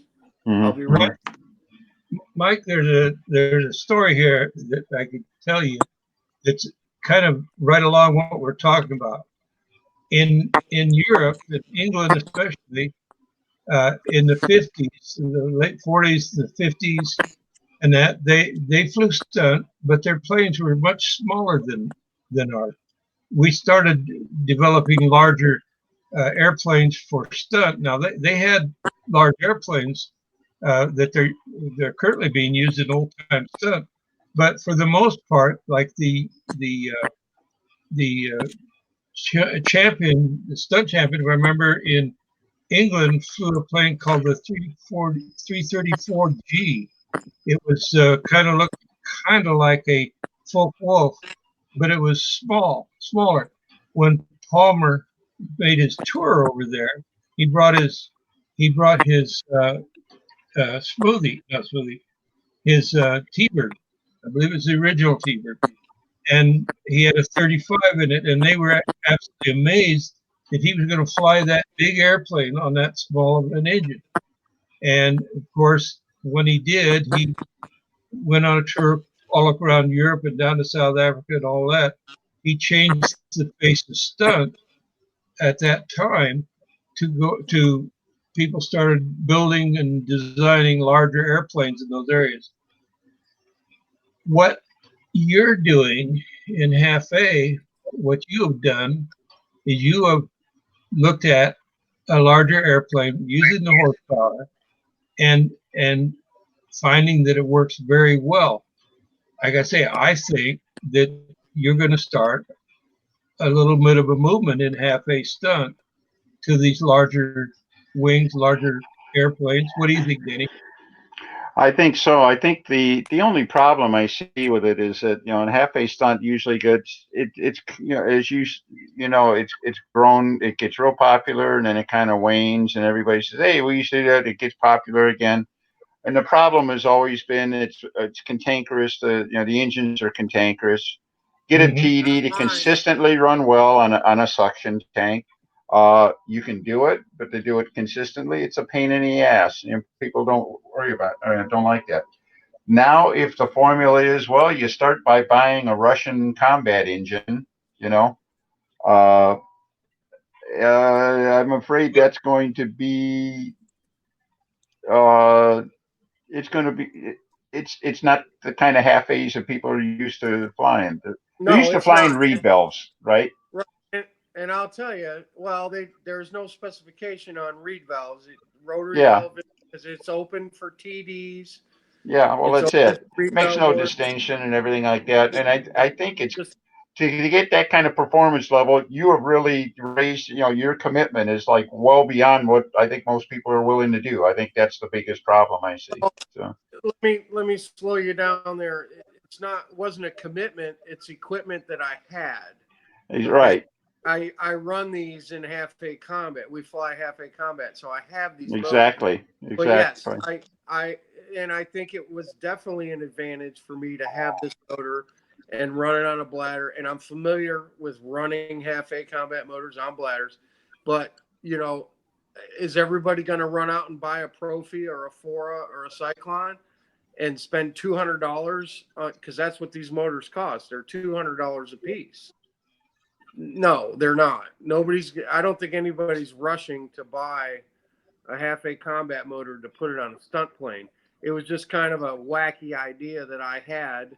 I'm going to overpower this airplane. I'm going to build the biggest plane I can with the hottest Half A motor that I have and see what happens. Yeah, and oh, by the way, I'm not picking on you for doing all of that. You did all the logical, correct things. I mean, you literally used off-the-shelf hardware, right, and everything like that. And just can you even those engines are they readily available? I mean, can you order them someplace and get it and not have to wait? Absolutely. Yeah. Yeah. Okay. Yeah, you can buy Foras, Profis. You can't buy Cyclones anymore. They haven't made them in like 10 or 12 years. Yeah. But they are coming back. The Cyclone 049 is going to be available again. That's a whole nother story, but there's some combat guys that are hooked up with some Russian guys. They're going to make the Cyclone is going to be available again. But right now, the Fora and the Profi are the two 049 motors for combat and for speed too, because they both make speed versions with the rear exhaust.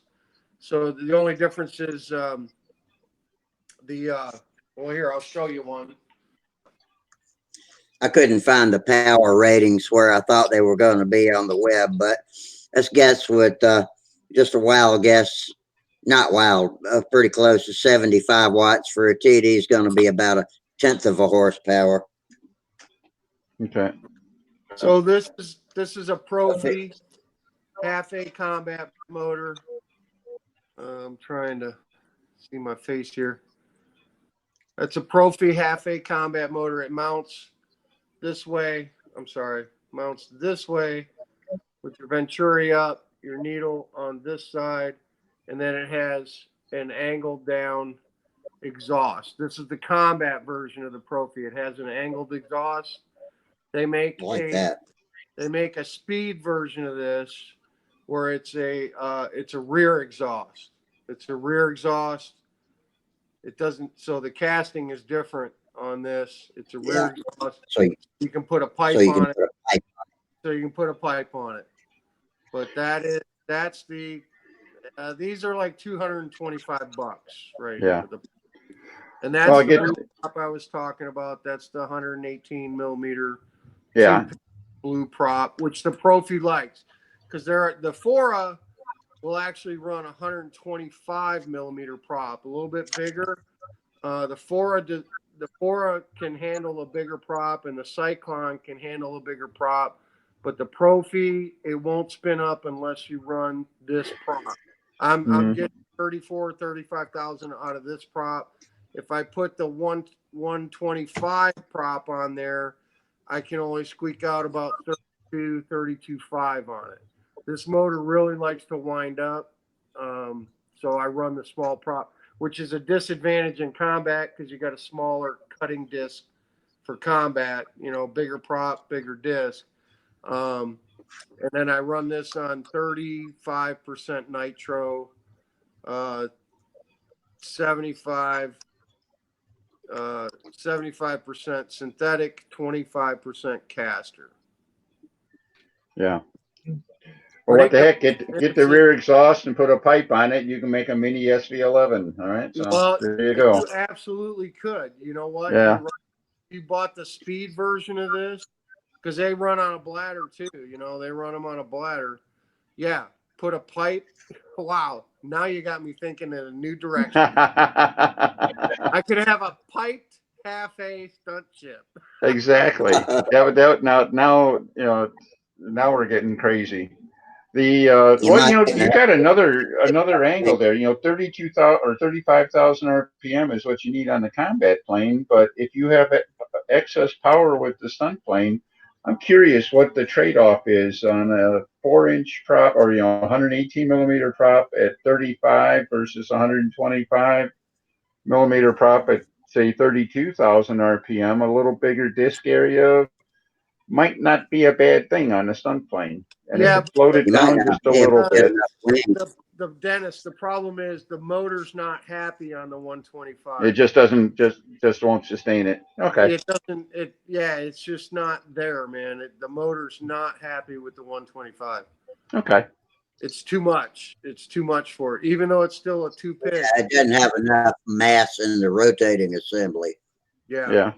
Okay. Yeah, but now you got me thinking, man, I'm going on eBay tonight. I'm going to call Profi. I got to get me a rear exhaust Profi 049 and a pipe. And I got to change my whole setup now, man. All right. You don't want the speed. You don't want the speed pipe. You want you want a little bit longer pipe. No, he wants the speed setup. He wants to turn probably 42,000 RPM. All right. Okay, but then he'd be running a 1-pitch prop. So. It's true. So what? Bigger, right? Yeah. Well, you got me thinking. I've got this PAW 049 or 051, whatever it is, been sitting in my engine bench for 15 years, looking for something to do. That won't turn like that Profi, but it will turn a much bigger and higher pitched prop. Yeah, like probably a 7-inch prop you can turn on that, right? Yeah, 7 or 7.5. Yeah. And like a 3-pitch or 4-pitch, will it turn a 7.4? Yeah, I think so. So there you go. See that, and I was surprised, Dennis. Nobody tried a diesel at Brodak. You could do an 049 diesel and swing a big prop, and that would be like flying a 15 size plane, wouldn't it? Yeah. Well, it might be. I think what I'd worry about with a diesel, I think the RPM would be so low, you'd have to be, instead of cranking up diameter, I think you might have to be cranking up pitch. Yep. What do you think? Instead Yep. of like, oh, you might be running like a 6.5 or something like that, rather than a 7.3. You know what I Well, mean? but would that fly a really light Ringmaster Junior? An Oh yeah. 09 diesel, would that fly a Ringmaster Junior? Well, actually, Mike, the half A Pathfinder is bigger than a Ringmaster Junior with a better airfoil. Well, So there that's where you I'd go. go with it. Yeah. There But you go. yeah, I mean, you're Pathfinder you're with a you're diesel. there. So I had a Fancherized twister that I got the Davis diesel head for the KMB 28 mhm. and put that on there, and I ran that, flew stunt with it, flew the whole pattern, had plenty of power. In fact, uh, I didn't want to get that diesel uh, smell and all that casket and that all over the airplane. So he told me that that the diesels were very tolerant of back pressure. So, and they were, that the exhaust cooled real quick. So out the little stinger out of my muffler, I had a plastic tube that I piped out of that and ran all the way back to behind to just at the end of the rudder, and had it held there, and it flew that plane just fine. There was no problem. It was very quiet. Wow. And I still have that 28 diesel. John, the rugged stunt trainer I showed you earlier, the orange one, that has a KMB 28 on it. We have I saw that. We have several of those. Not a diesel version, but we found that to be a very capable sport / stunt motor. Better than a Fox 35, but a little more power than a 25. And we're swinging like 10.4s and 10.5s on them. Props. Exactly. It's got a lot of torque. It's got a lot of torque, but it's way better than a Fox 35. They're a good little engine. Yeah, people call them a slag engine because of, they don't have a liner in them. They've got it's milled right into the machinery. Mm-hmm. But I found the same thing. I ran the muffler on it. It was very quiet. I flew in a park where we weren't allowed to fly, and it had houses all around. And I went out there just to see how quiet it was. I flew and did the pattern, and I was watching these houses, the back doors, to see if anybody came to the door to see what was going on. Nobody came. It was that quiet. John, I put KMB 28s on Sam's first two rugged stunt trainers. That's his third one, but he had two before this. And the first year we showed up at Huntersville with one, which was like 4 years ago. And I had the muffler on it with all the shit inside the muffler because you can run it with or without. And we were flying it up on the grass hill at Huntersville. And I got Sam going. He was flying. I came back out of the circle. And someone said, "Is that an electric airplane?" Yep. I said, no. I said, no, that's a KMB 28. And they're like, "No way. That's IC." I was like, "That's a KMB 28. Their mufflers are excellent on those motors. They're very quiet. They're very quiet. Yep. And Ken Cook is the guy who turned me on to him, Rusty. You know Ken. He turned me on to the KMB 28, and he said, "Listen, if a 35 is too much and a 25 isn't enough, the KMB 28 fits the bill, and it'll swing a big club, and it'll just chug right around." You ought to see what it'll swing as a diesel. Yeah, I bet you can. Yeah, you could probably swing an 11.4 on it, right? About that, yeah. I wouldn't want to go up to a 12, but Yeah. I liked it was happiest for me with a 10.5 or a 10.6 because the engine was happy there. It was easy to. It started getting longer. It started to get a little harder to needle and get it to hold things. Sure. But it was, the only bad thing was I smelled like a diesel and nobody wanted to be around me. Yeah, listen, my dad messed with diesel engine. My dad was an RC guy mainly, and he flew pulse jets, a little bit of control line stuff, and that's how I got into control line. But my dad was a collector. He collected engines, and he had rear intake Super Tiger diesels. He had the '09s, the the 15s, rear intake diesels, and he would just run them on the bench in the basement of our house in Detroit. He'd fire them up in the basement. I love the smell of diesel motors, man. I thought it was great. Yeah. And he had the Davis diesel conversion for the 049.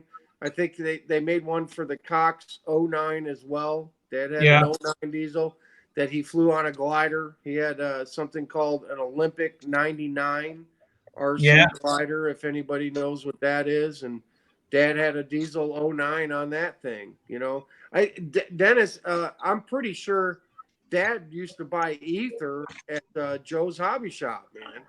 Now that I do not remember us having much in the way of diesel fuel or certainly not straight ether or anything like that. But I don't know where he got it. But, did Sig sell ether at one time? I thought you just got it at the drugstore or something, didn't you? Well, he had a couple of cans of ether, and he would keep them in the refrigerator in the house.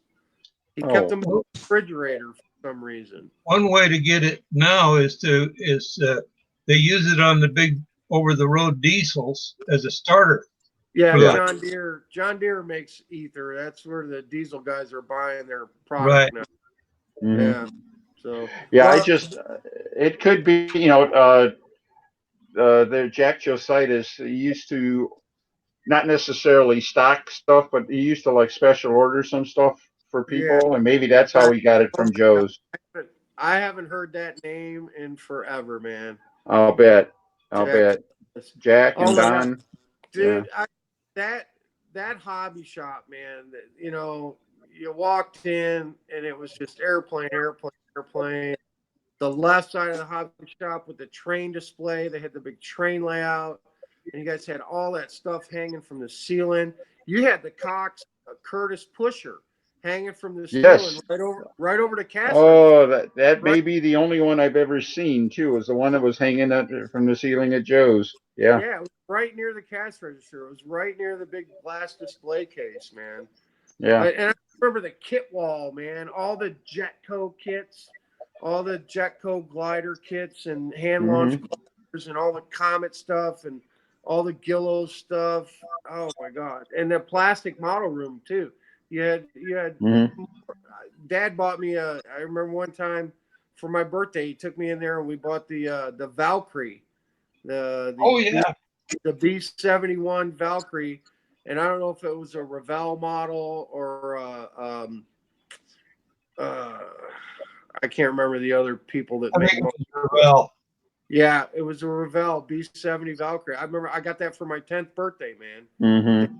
Yeah, we went home and built that thing. I came home with so much shit from Joe's Hobby Shop, and Dad would come home with me and we would build it together, whether it was plastic model airplanes or boats, ships, car models, the Dragula, all that crazy 70s hot rod stuff. Delta darts or Gillo's models or Comet models.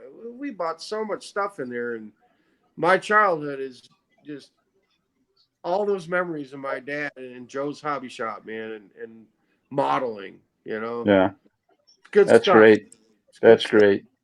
I'm sad that Samuel will never know a real hobby shop, I mean, we go to our hobby shop because they carry balsa and plywood and adhesives, and they got at least they have a K&S rack, they do that. They got music wire and push rods, and they got tin and brass, but it's all drones and electric helicopters and RC cars. Yeah.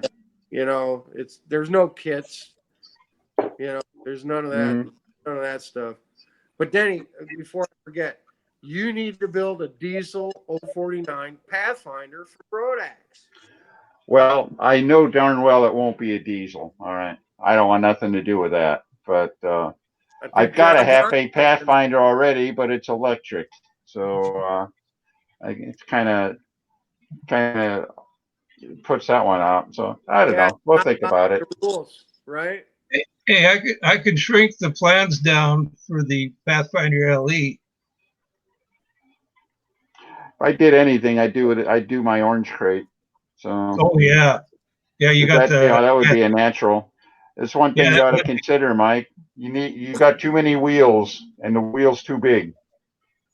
Put a single wheel landing gear on it and make it a little narrow racing wheel, a little lightweight, one of those electric model wheels or something like that. Get that drag off of there.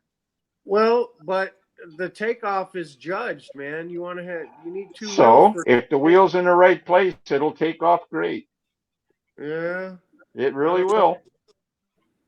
And it'll land great too. The wheels just take one of them off and put it in the same place. It'll take off exactly the same. You think so? See, but I need that weight up front because the engine doesn't weigh squat. Yeah. All right. Make the nose a little longer. My nose isn't long enough, so I get a little bit of weight from the wheels up front. Make the nose a little longer. Well, I could do that pretty easily because it's aluminum. I could make longer mounts for it to get the motor out further. But you think the drag of the wheels hurts the performance of the airplane? Oh yeah. I'm saying it's not doing a thing for the performance. That's all. Okay. Okay. All right. It's like if it doesn't need to be there, get it out of there. That's all. That's where I'm coming from, and that's been my mantra, I guess, on a lot of the airplanes I've designed for full size. It's if you got two ways to increase the power of the airplane. You can increase the power in the motor, or you can decrease the power that's required to fly the airplane by making it light or low drag or high aspect ratio or really refined thin trailing edges and things like that. Little things you can do, little detail things that pull the drag off. That because the drag doesn't improve the performance. All right. So I never thought that going from two wheels to one would be like something I would need to consider to make it fly. And I don't know that it would make a screaming difference either, but it's like, it's like to me, it's like a stick in the eye. It's like, oh, it doesn't need that, that's all. Okay. All right. That's just me, Mike. So, I Hey mean, guys, you're so far ahead of the second. curve, with the power and the size of the airplane and everything like that. Nobody's in the same ballpark with you anyway, but it's like, just go that little. Let's put it this way: if I'm going to come at you with a lower power setup and everything like that, I'm going to show up with the squeakiest, cleanest airplane I can to try to narrow that gap a little bit. All right. Okay. You got power to burn. I'm going to see what I can do to suck up to it. All right. I got power to spare, so I'm not worried about it. You come at me. You come at me. That's it. Sounds I'm only going to be spotting you about 15,000 RPM or so. I mean, that's not a lot. Oh, yes, it is. Hey guys, let me step in for just a second. I gotta say goodnight to the YouTubers because I'm out of gas and I'm gonna go ahead and close that stream. Yeah, but I think we're anyway. I think we're about finished here anyway, aren't we, guys? Yeah. We could go on with this forever, but I'm kind of out of gas as far as any intellectual input goes, as you can probably tell. So, yeah, I'm tired. I'm gonna go to bed so I can get up in the morning before 10:30. But anyway, all you tubers out there, thanks. We had a couple of new people. Let's see, SD70 Ace fan. That's a train reference. He's a train modeler, but he flies control line. And he's hung with us for about 3 hours now. So appreciate you coming in. Ronnie Layden came in. I think a lot of people were out there. So we appreciate all y'all. And thanks for any donations. We appreciate that. You live guys, I appreciate y'all too. Y'all carried the show. And I'm glad my cold medicine finally worked and I was able to quit coughing when I first opened the show. I could hardly talk to Danny because I was coughing so much, but got that taken care of. But everybody have a great weekend, and we will see you on Monday, but probably not next Friday. So keep that in mind. And hey, thanks for dropping in with all the show and tell, Mike. Always enjoy that. And I so was, y'all Indeed, have that was great. I was glad. Yeah. I haven't had anything to show in a long time. That's why I haven't been on. Yeah. Oh, we enjoyed it. But yeah, y'all have a great weekend and do something fun so you can come back and tell us about it Monday. And until then, fair winds, tight lines, and we'll see y'all later. All Take right. care, Rusty. Take Thanks care. again. Thanks, Mike. Thanks, John. Hey. See you later. Thanks, everybody. Have a good rest of the weekend.